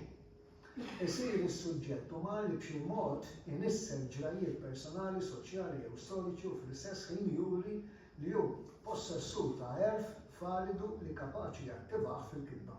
Għax l-awtoritrattist mhux xejn għajl il-kitba tiegħu, permezz tal-kitba jibqa' ħaj. Ekku għad Zoppardi fet istorja mid-desert. L-ideoloġija liberali tiegħu titħasseb fuq aspetti konkreti u allura il-kitba Azzopardjana tipproduċi suġġett u tpoġġih f'vetrina biex jaraħ kulħadd. Titrasforma lil Azzoppardi f'suġġett konkret bl-individwalità kważi surrealista tiegħu. U f'din l-antoloġija s-suġġett jidħol f'relazzjoni mal-ideat u mal-oġġetti trattati bħala argumenti. L-awtoritratt juri li s-suġġett attiv u ħaj, speċjalment fil-ħsieb u dan biex jikxef il-qawwiet esterni bħala imniġsin u mħassrin. Is-saħħa tal-awtoritratt letterarju ma tħallix dan il-ktieb isir remettar ta' moħħ anzjan li jirrealizza li lanqas il-fantażija m'għandha l-aħħar kelma. Imma l-awtoritratt li nemmen huwa it-testament tal-poeta isib lilu nnifsu ħati ta' xiex, ħati tal-kitba. U l-preżenza tal-kitba nnifisha tiġi ifforgrandjata biex il-poeta ma jkunx misħut mill-għaqal uman. Grazie.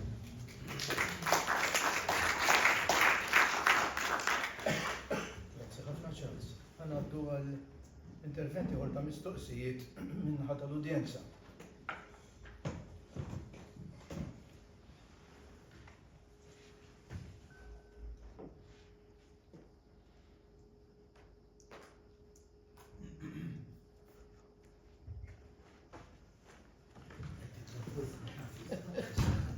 Forse spiċċa bil-batterija.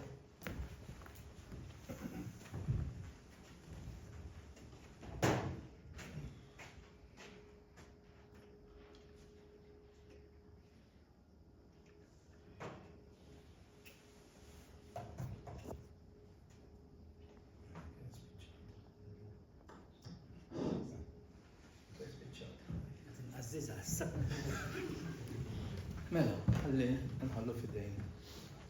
Daniela, waslikom il-mikrofonu. Min jixtieq jitkellem? Jistaqsi? Kjoġobkom.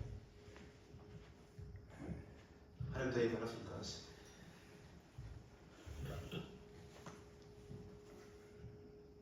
Din mistoqsija, fil-verità naħseb għal kull kelliem u nħoss li sa ċertu punt diġà ġiet imwieġba. Tħossu li f'Mario Zoppardi il-fatt li kienet iħoss ħajdu hekk il-mewt risqa forsi bidel xi ftit il-perspettiva tiegħu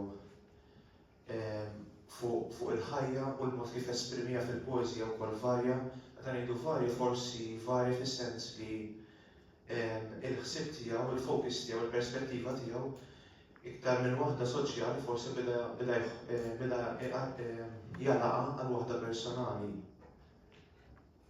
Kien ukoll forsi poeta li beda jikkonforma jew xorta waħda sa tmiem ħajtu baqa' dak il-poeta ribelli li beda fis-snin 60.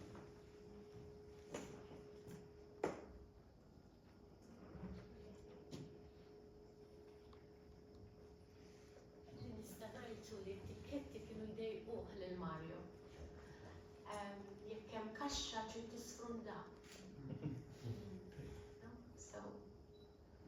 Anka il-waħda l-enfant terribli dik kienet iddejqa ħafna. Issa hemm konformiżmu, maturazzjoni, ma nafx. Forsi m'iniex kompetenti biex ngħid jien.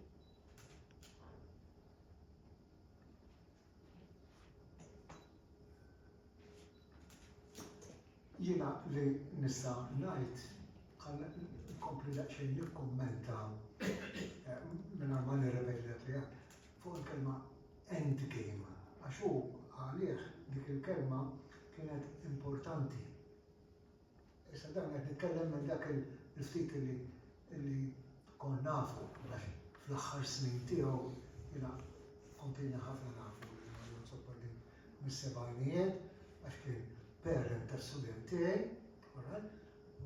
ikklexxajna kemm il-darba, fit-tmeninijiet iġġilidna letterarjament, imma wara mbagħad sirna ħbieb kbar jiena u kien jiġi jarani fil-kamra tiegħi l-Università u sirna ħbieb insomma anke kemm jgħid ċerti affarijiet personali. Imma fl-aħħar snin dik il-kelma endgame għalih kważi kienet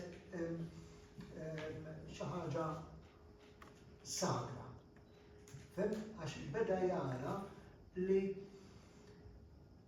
jikon għamilu kuraġġ għax konna jgħidu ma inti għad għandek ħafna potenzjal x'toffri u kien jgħidli le. Infatti iktar naħseb Pat tista' tgħid iktar minni fuq din ħaġa, iktar intefa' fuq it-tpinġija milli fuq il-kidba fl-aħħar. Imma fl-istess żmien li qed ngħid jiena dak is-sentejn li ta' qabel ma miet, jien kelli esperjenza ta' kollox 5 awturi. Illi bdew jitkellmu 5 awturi stabiliti. Illi bdew jitkellmu fuq il-fatt illi rridu jieqfu mill-kitba. Femt? U jien jisni lil Mario daħħaltu ma' dik it-tendenza. Once li ikunu kibru, ikunu rridu jisu jieqfu mill-kitba. U ħan kwota l-aħħar wieħed li kien il-bieraħ illi għalli fuq l-istess esperjenza, right? San semmiħa ta' Fosbuc, Charles Qaza. U dana għalli illi se joħroġ ktif. Issa, u għalli da l-aħħar wieħed. U dakas għalli jina għetlu ġvirinti sa tiqaf għaxet tħoss. Jina kifat għaxet tħoss li ma għandek xejn iktar xtoffri wara ħajja ta' kitba letterarja sirja mifruxa fuq ħajja twila. Dik l-idea kon diġa tajta l-Mario Zoppali u l-tlieta l-oħra. U għalli jekk uġibni biraħ flaxija. Brini. Għax u sejħila nuqqas ta' enerġija li jirbaħ fuq l-imħabba għal-kidba. Din hija telqa intellettwali. U f'Mario Zoppali dik li kont inħoss mhux li kien hemm differenza, fem imma qisu kien hemm rieda biex jieqaf. Però anke minn dak li smajt issa minn Pat jien xorta baqa' qisu kultant jikteb xi ħaġa. Sirna? Xi ħaġa li nista' nżid l-istess ħaġa naraw f'Oliver Frigieri fejn qisu fl-aħħar iċedi u iktar infex il-taħżiż. It-tlet awturi l-oħrajn, waħed minnhom huwa Oliver, Anton Grasso u Viktor Fenek. Dawn il-ħamsa, dawn 5 awturi esprimew din ix-xewqa illi jieqfu. Imma iċċedu l-kelma għal-taħżiż għal-pittura. U f'not oħra personali, Oliver Frigieri darba niftakar kien għalli u Mario Zoppali, mhuwiex l-infant kif ħafna naħsbu. Daqshekk ħanna raw ftit Iva. Nixtieq naqgħad ma xi ħaġa li semma Professor Bernard. Il-limitu tal-lingwa u l-limitu anki ta' dak li aħna nagħmlu. U anki fid-dawl ta' dak li tqal dal-għodu u anki dawk il-kelima ta' issa. Anki fejn jidħol Alla fejn tidħol l-ispiritualità, ġifieri fuq livell reliġjuż. Naħseb Mario nistgħu ngħidulu ateju jekk nieħdu l-kelma ateju mill-aspett tal-forma ta' Alla, ġifieri l-kelma ateju. U aħna il-Malti jgħin għax il-Malti l-eruq tiegħu huma semitiċi u aħna Alla, il-kelma Alla hija marbuta mal-Latin divinitas, mhix ma' Deus, li huwa xi ħaġa waħda. Deus huwa Alla rivelat, Alla li għandu forma. Issa Mario fejn tidħol allura kif naraħ jien u kif imur dirett għal dik id-divinitas, għal Alla li hu dak li hu li lem, ġu l-Maltijien. U l-Maltijien mhux għax għandu l-lingwa ġifieri kif ngħidu Alla flok ngħidu God. Għax il-lingwa hija ukoll formamenti għandek viżjoni. Fuq dak il-livell mhux għati, u fuq dak il-livell huwa mistiku. Jiena personalment jiġi mit-teoloġija mistika qatt ma ddiskutejt fil-profond il-misteru ta' Alla ma l-ebda teologu, ma l-ebda bniedem jemmen daqs ma' Mario, ġifieri nista' ngħidha mill-esperjenza personali tiegħi. Ġifieri naħseb Mario dak li mar li ġifieri l-ossessjoni tiegħu hija din li jmur lil hemm. U kif nara jiena ġifieri jisboq anki dak li waslu għalih oħrajn, ġifieri semmit Faustina naf l-istorja ta' wara dik il-poeżija. Duncan ukoll li jienu lil minnu, ġifieri dawn kategoriji bħal Faustina, Duncan li waqfu mal-forma u ma setawx Duncan ibaxxi rasu, Mario ma jbaxxix rasu għax Mario jifqad il-ħajt għalih. Ġifieri u norbota ma dan il-limit, Mario ma seta' qatt jaċċetta l-limitu u naħseb u dak li splodi l-barra u għalaw u waslu fejn waslu. Ġifieri naħseb marbuta għall-lingwa marbutin kollha flimkien dawn kif nara jiena u nħoss li Mario baqa' dak li kien. Mario baqa' awtentiku għalih innifsu. U allura għotajt naħseb fil-xisima tiegħi tiġix it-tim l-ikoni tal-Alla tiegħek xi ħaġa dik naf ukoll minn fejn ġejja personali. Ġifieri Mario fehem differenza kbira bejn forma u l-essenza. Mario fuq il-livell spirituali tkellem fuq dak il-livell biss. Faqa l-forum kollha, il-kaxxa jekk għandek kaxxa tittifqaħħa titixroda biex mara l-essenza. U naħseb dak meta nitkellmu id-diskors kollu qed nitkellmu fuq spiritualità, fuq Alla u fuq irridu nżommu li fuq aħna Alla Mario dak li hu li hemm kif jgħidu l-lingwi semitiċi kollha mhux il-lingwi romanzi.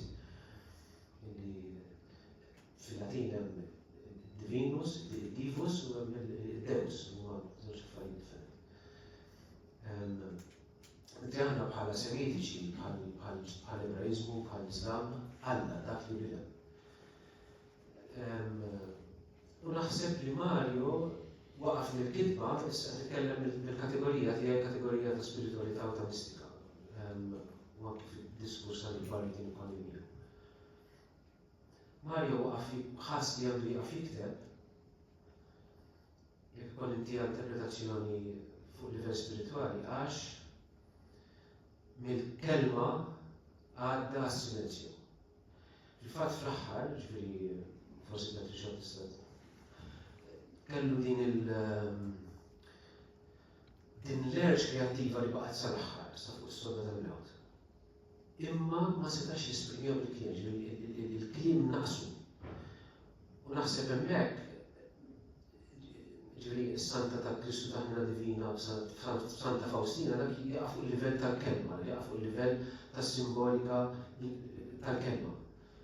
Mario seba' għalik, Mario faqħal kaxxa u għalija. Il-mistika ta' Mario, jekk nistgħu nitkellmu fuq il-mistika ta' Mario, mill-perspettiva kif nara jien. Naħseb hija tema oħra ta' min qed jiddiskutiha ġifieri. Il-mistika ta' Mario mhijiex il-fantażija tas-suor u Faustina, ġifieri bil-rispett kollu lejn il-qaddis insomma. Ma ġifieri għax dik it-tip ta' letteratura m'hemmx distinzjoni bejn il-forma, allura l-Kristu ta' Ħnina Divina, m'hemmx distinzjoni bejn il-forma u bejn id-divin, m'hemmx distinzjoni li huwa żball. Huwa żball jew kellu huwa limitu fih innifsu biex ma jiżball. Mentri Mario dik faqaħħa bħalma jikkontesta l-istituzzjoni, bħalma kontesta r-reliġjoni organizzata, bħalma kontesta kollox fl-aħħar mill-aħħar, bħalma kontesta il-kommenti li għamlu għal-dottorat, għal-proposta dottorat, kollox jikkontesta. Jikkontesta kollu nifsu, ġifieri seba' naħseb jiena nħoss maturità, naħseb baqa' sinċirju li baqa' awtentiku li baqa' li hu, Mario baqa' dak li hu, ħobbu u bodu. Baqqa dak li hu. U jekk kemm Alla l-Mario jew ħadħolni fi, jew ara x'se tagħmel biju. Grazzi.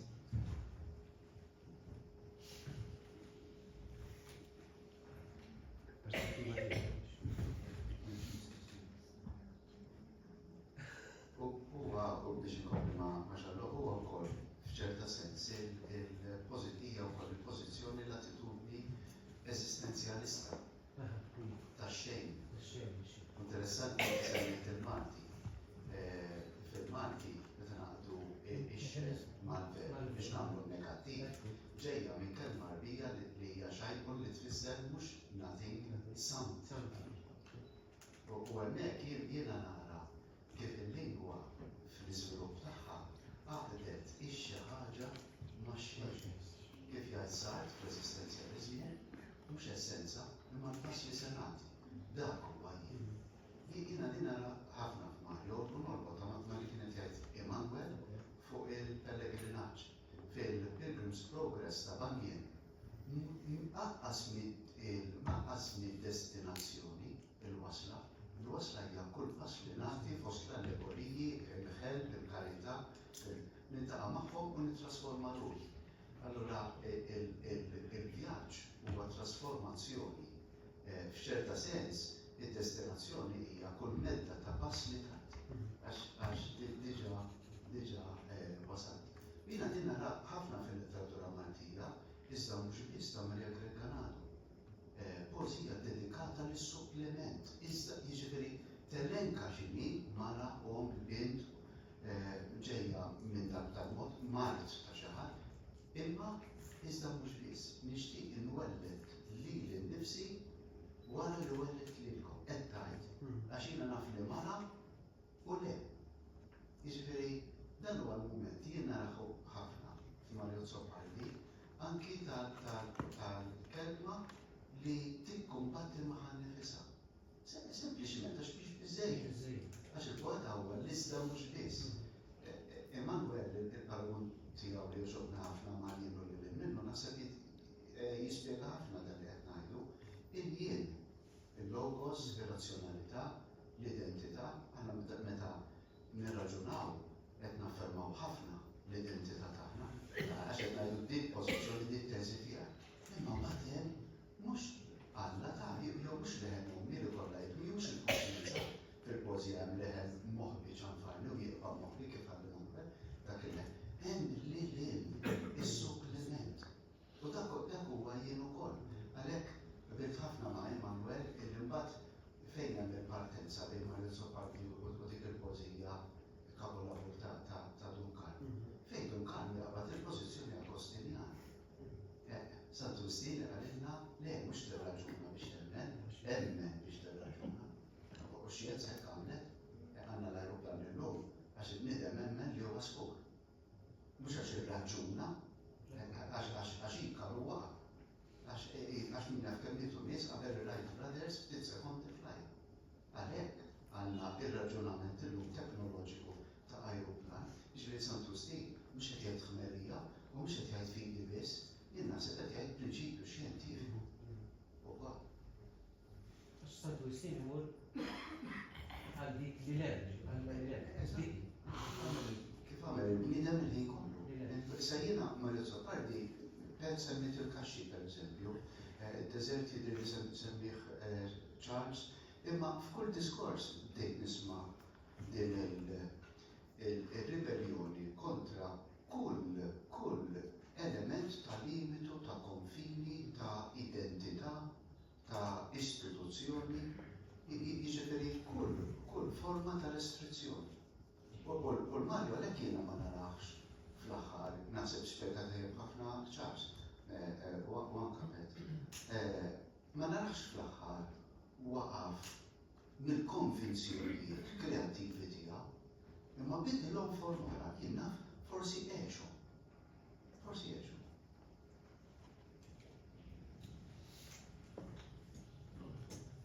Bernard, Alex, kemm semmejt il-limitu. Kemm naqsam di magħkom ilu ħafna meta Mario Zoppardi kien fil-qawwa tiegħu. Insertajtu fuq ir-radju waqt intervista minn ma lħaqtix minn bidu jiddispeċini ngħid. Imma niftakar dal-kelmiet ma' Mikael jitkellem li qed intervistaw. Alla aħna qed immutu bil-mod. Jiġifieri dak kien għandu fl-aqwa tiegħu ta' jiġifieri fl-aħħar ħajtu. Emmi.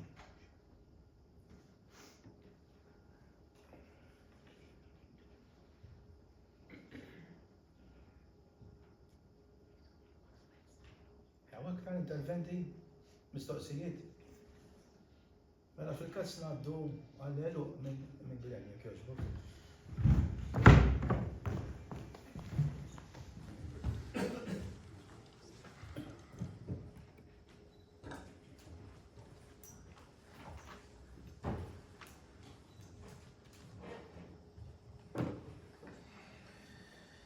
Tajb, mela nistqar magħkom illi xtaqt li l-kelmtejn tal-luqtija jkunu reazzjoni spontanja għal dak li ntqal dal-għodu. Ma preparajtx diskors, imma xtaqt li riflessjonijiet ċkejknin u limitati tiegħi jkunu reazzjoni bħala sintesi, bħala reazzjoni spontanja għal dak din ir-rikkezza kollha li qsamna flimkien dal-għodu. L-hawnhekk hija fuq nota personali hija sodisfazzjon kbira li hija personali li miċa kontana li aħna kemm jiena u kemm Fader Xarlo dak iż-żmien stajna nilqgħu lil Mario fil-Kunvent tal-Mdina fil-esperjenzi differenti ta' diskussjonijiet, ta' ikliet, taqsim, ta' ħbiberija kbira.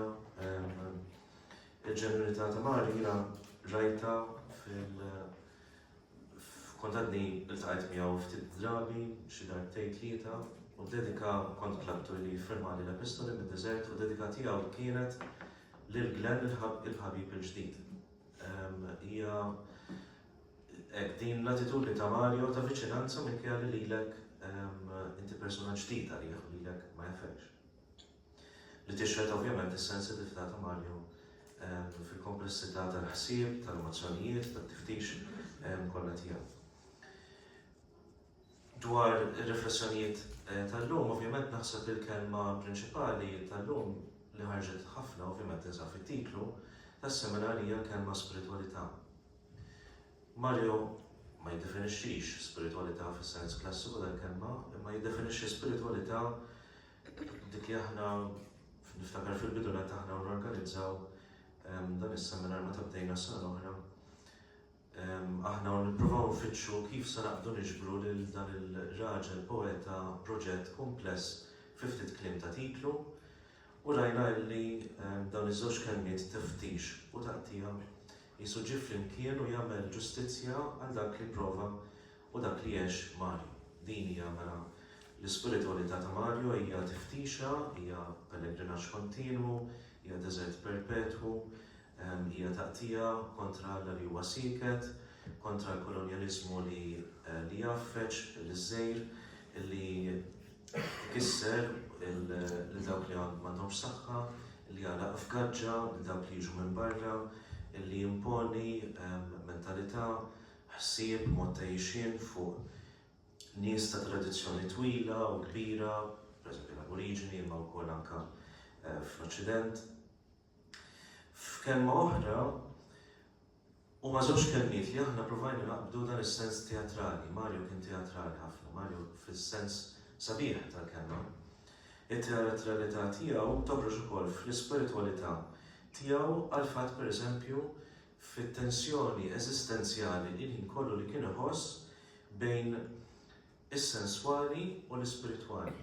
B'tali mod li f'ċertu punt dawn il-żewġ realtajiet tal-ġisem, il-qalb, l-emozzjoni u l-ispiritwali, il-ħsieb, il-relazzjoni, skiet, il-pre-riflessjoni qabel il-kelma imtennija jiġu flimkien biex jgħixu lil xulxin. Mela m'hemmx waħda mingħajr oħra, imma hemm dawn iż-żewġ realtajiet li jgħixu f'tensjoni eżistenzjali li jgħixu lil xulxin.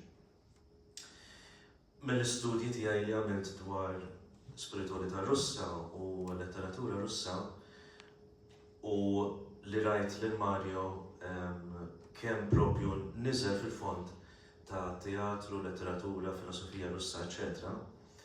Din it-teatralità ta' tensjoni ġalitni naħseb jiena pereżempju fid-dram Amleto ta' Dmitri Sokolov.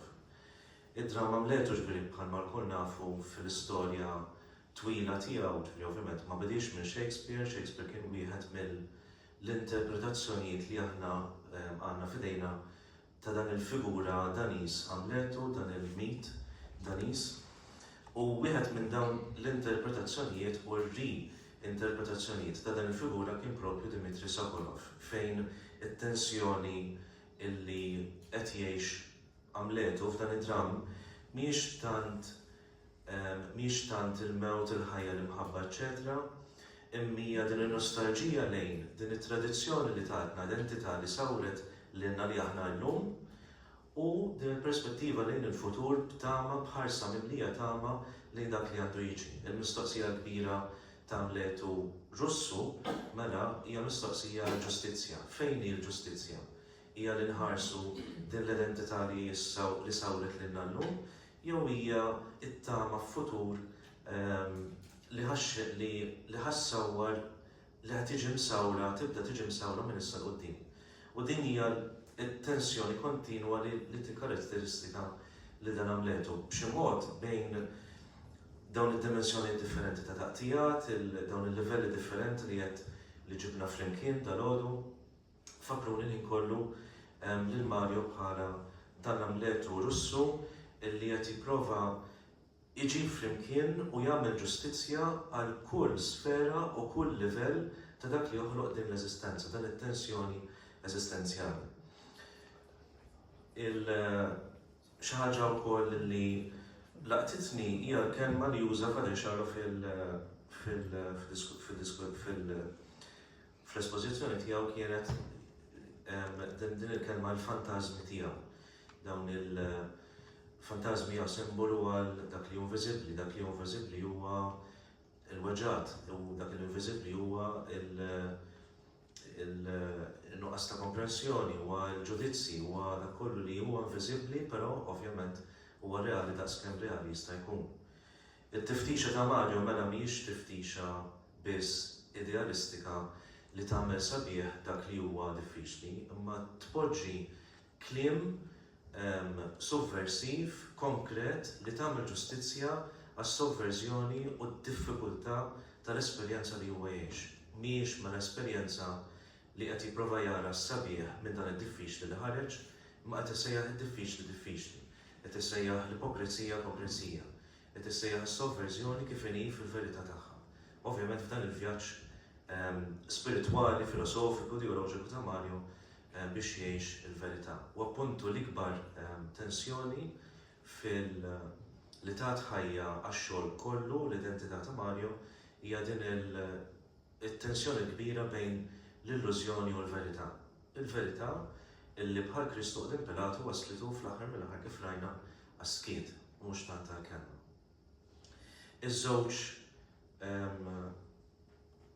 Iż-żewġ dimensjonijiet il-kbar fil-ħajja ta' Mario kienu Alla u l-bniedem. Kienet id-dedikazzjoni ta' Mario għal dan il-vjaġġ illi huwa beda iterraq matul ħajtu kollha. Interessanti dak li beda jgħid Bernard meta kwotajt lil Bunyan.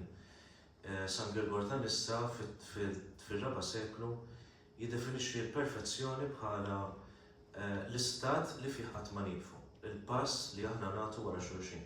Hija din l-idea ta' perfezzjoni mhijiex mela l-punt tal-wasla bħal mija fil-mitoloġija, fil-filosofija Griega, imma fl-ispiritualità Nisranija il-perfezzjoni hija il-fatt li jiena nagħti pass dak li San Pawl jgħid fl-ittra lill-Filippin wasalna fejn wasalna ħanagħtu pass ieħor il quddiem. Dak li jgħid ukoll San Ġwan tas-Salib illi Alla huwa mhux tant il-bogħod huwa pass wieħed il quddiem. Din it-tensjoni kontinwa li Alla huwa tant viċin imma proprju ma nistgħux naqduh, ma nistgħux nifhmuh. Li tagħmel l-aġitazzjoni, li tagħmel l-imħabba iktar taħraq, li tagħmel tiftix iktar urġenti, li tagħmel iskiet iktar penetranti, li jagħmel reazzjoni kontra Alla iktar reali. Għaliex Alla huwa dan siket, inaċċessibbli, illi ma jintervjenix meta huwa daqshekk viċin li kważi nistgħu nigranfaw miegħu. Din id-dalma illi dwar jitkellem Mario meta jgħid pereżempju jixtieq li jinħareġ mid-dalma, fl-aħħar mill-aħħar isib lilu nnifsu fiha, isib lilu nnifsu fid-dalma ta' skiet, fid-dalma ta' nuqqas fid-dubji dwar Alla. Id-dubju għal puntu li huwa element fundamentali għal fidi. M'hemmx fidi jekk m'hemmx dubju. M'hemmx fidi falla jekk għal puntu m'hemmx mistoqsija, m'hemmx tiftix, m'hemmx taqtija, m'hemmx id-dubju. Id-dubju mela huwa l-ingredient naħseb jiena li Mario dejjem uża favorih biex il-mistoqsijiet diffiċli jistaqsihom, il-tweġibiet diffiċli jagħtihom anke jekk kif ifisser li kien jikkawżalu problemi ta' ġlied, eċċetera, ma basta jibqa' lejali lejn il-verità tiegħu. Fid-diskussjonijiet hekk ħarġet ħafna, speċjalment issa, fakritni ħafna li fil-verità hemm linja fina ħafna bejn l-atiju u l-mistiku. Jasal punt li l-atiju u l-mistiku jiltaqgħu fl-istess punt. U din l-istess punt huwa mill-mistoqsija tagħhom it-tnejn Alla jeżisti, fejn il-kelma Alla allura tispakkja numru ta' prekonċezzjonijiet, preġudizzi, riflessjonijiet li l-bniedem jiret minn ta' madwaru minflok fil-verità tiegħu, u allura dak li distingwa allura x'isir mill-lati u l-mistiku ma jiltaqgħu f'dan l-istess punt, f'dan id-dubju tagħhom fl-esistenza ta' Alla huwa appuntu it-tweġiba tagħhom, huwa fejn se jieħdu l-pass li ħajjieħdu.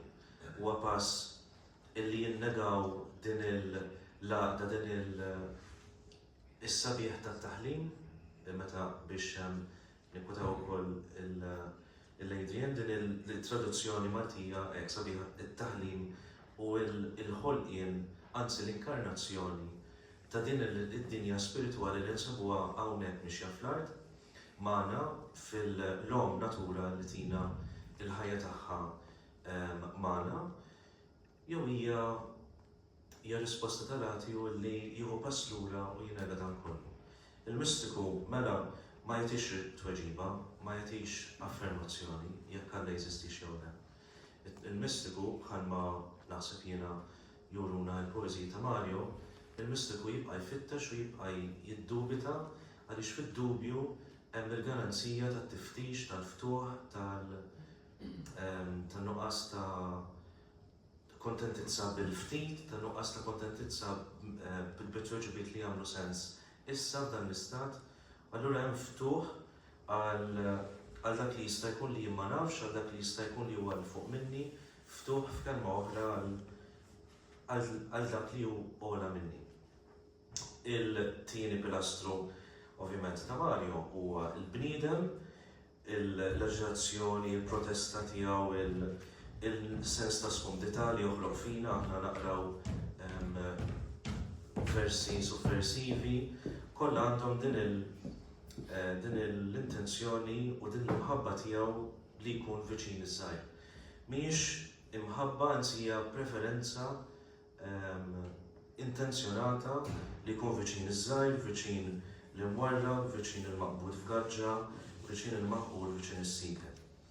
U hawnhekk fatakart fi proġett li kien għamel li kien tella Mario fil-Konvent tal-Mdina dwar il-Kastell Interjuri ta' Santa Teresa. Santa Teresa kellha din il-kelma sabiħa determinazzjoni determinata. Naħseb propju din toqgħod għal Mario matul il-ħajja tiegħu kollha. Dak iż-żmien din l-okkażjoni ta' Santa Teresa kienet l-anniversarju mill-mewt tagħha. Kien ispira ruħu mill-xogħlijiet ta' Maddalena De Pazzi, mistika oħra Karmelitana, li kienet iddur madwar il-konvent mitlufa f'estażijiet waqt li s-sorijiet jiġru għalija bil-noti jaħdula noti ta' dak li kienet tgħid. Waqt li kienet mistuwa f'estażi. Din ix-xena tant affaxxinat lil Mario illi riproduċa dik id-dinamika, dik ix-xena għal-morala sal-Kastell Interjuri ta' Santa Teresa. Li kienet dorna xogħol madwar il-konvent kollu il-teatralità ta' Mario ġifieri toħroġ anke mill-ħsieb profond għall-lob, għall-ċajt, għall-umanità profonda tiegħu. Naħseb jiena biex nagħlaq dawn kentejn tiegħi jekk hemm xi ħaġa li nistgħu nagħlqu, jekk hemm espressjoni li bija nistgħu nagħlqu l-ispiritualità ta' Mario hija din il-konvenzjoni kbira li jien int l-imħabba tiegħi, int it-taqtija tiegħi, int it-tiftix tiegħi, int jien ninsib li nifsi fik fejn inti huwa Alla, huwa l-bniedem il-maħqul, huwa ma' id-dubji tiegħu, huwa fl-intimu net tiegħu, u dawn ir-rikkezza kollha ta' livelli li jsawlu l-identità umana. Jekk tippermettuli l-aħħar kelma nixtieq illi niddedikawha li tkun ta' Mario. Naħseb jiena l-iktar personalment l-iktar poeżija li nara li ġib dawn id-dimensjonijiet kollha flimkien hija poeżija f'din il-ġabra l-epistoli Qatt tal-Fili. Nuża lilha biex nagħlqu dan is-seminar li l-okkażjoni biex qabel xejn nirringrazzjaw lill-Akkademja, lill-Dipartiment ukoll tal-Malti tal-kooperazzjoni tagħkom, tal-entużjażmu tagħkom ukoll biex norganizzaw konferenza oħra wara li dik li għamilna ta' Oliver Frigieri. Ħabba tajb ukoll li il-konferenza saret hawnhekk fl-Università wkoll bħala xempju wkoll ta' dedikazzjoni għall-istudju bis-serjetà ta' Mario Zoppardi. Partikolarment jekk tippermettu nixtieq nirringrazzja biss lil xi ħadd wieħed lil Joe Borg għaliex wara l-punti jaħdem ħafna u naħseb jagħmel ħafna xogħol importanti. Grazzi ħafna. Tajjeb, l-aħħar kelma lil Mario u nagħlqu hawnhekk.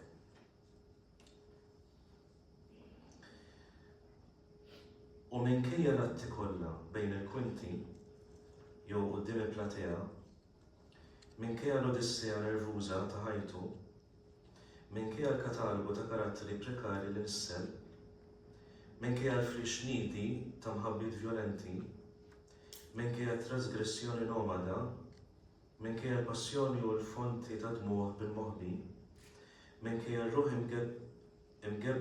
imġedda matruf is-sema jiġma, kien hemm stejjer mhux skavati, poeżija li baqgħet kiesħa, f'kaxxa ta' ħġieġ, f'mużew li ma jżur ħadd, jew katakombi mingħajr aċċess.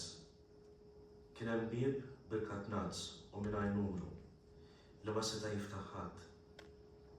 Minkejja x-xhieda kollha reali jew inventata, minkejja l-ikoni kollha li dendel mal-ħajt, minkejja s-semantika tal-kapriċċ u r-rimors fejn kollox hu imżella, kien hemm ħajtu li mexiex, li ma ferma qatt.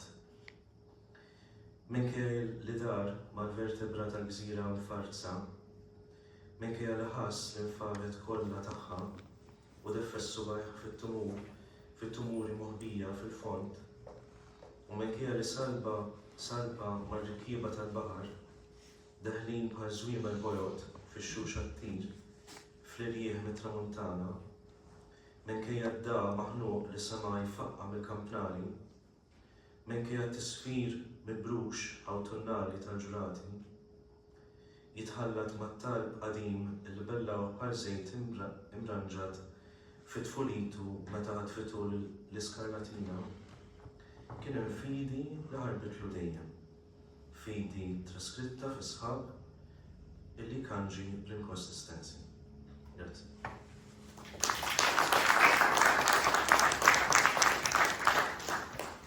Leonet, nirringrazzjakom tal-li kontu magħna, kontu semu wkoll l-interventi u l-mistoqsijiet tagħkom. Dan għamel is-seminar aktar ħaj ovvjament. Nittamaw m'għandhomx ma konna pubblikazzjoni f'idejna wkoll. Grazzi ħafna, komplementarju tajjeb.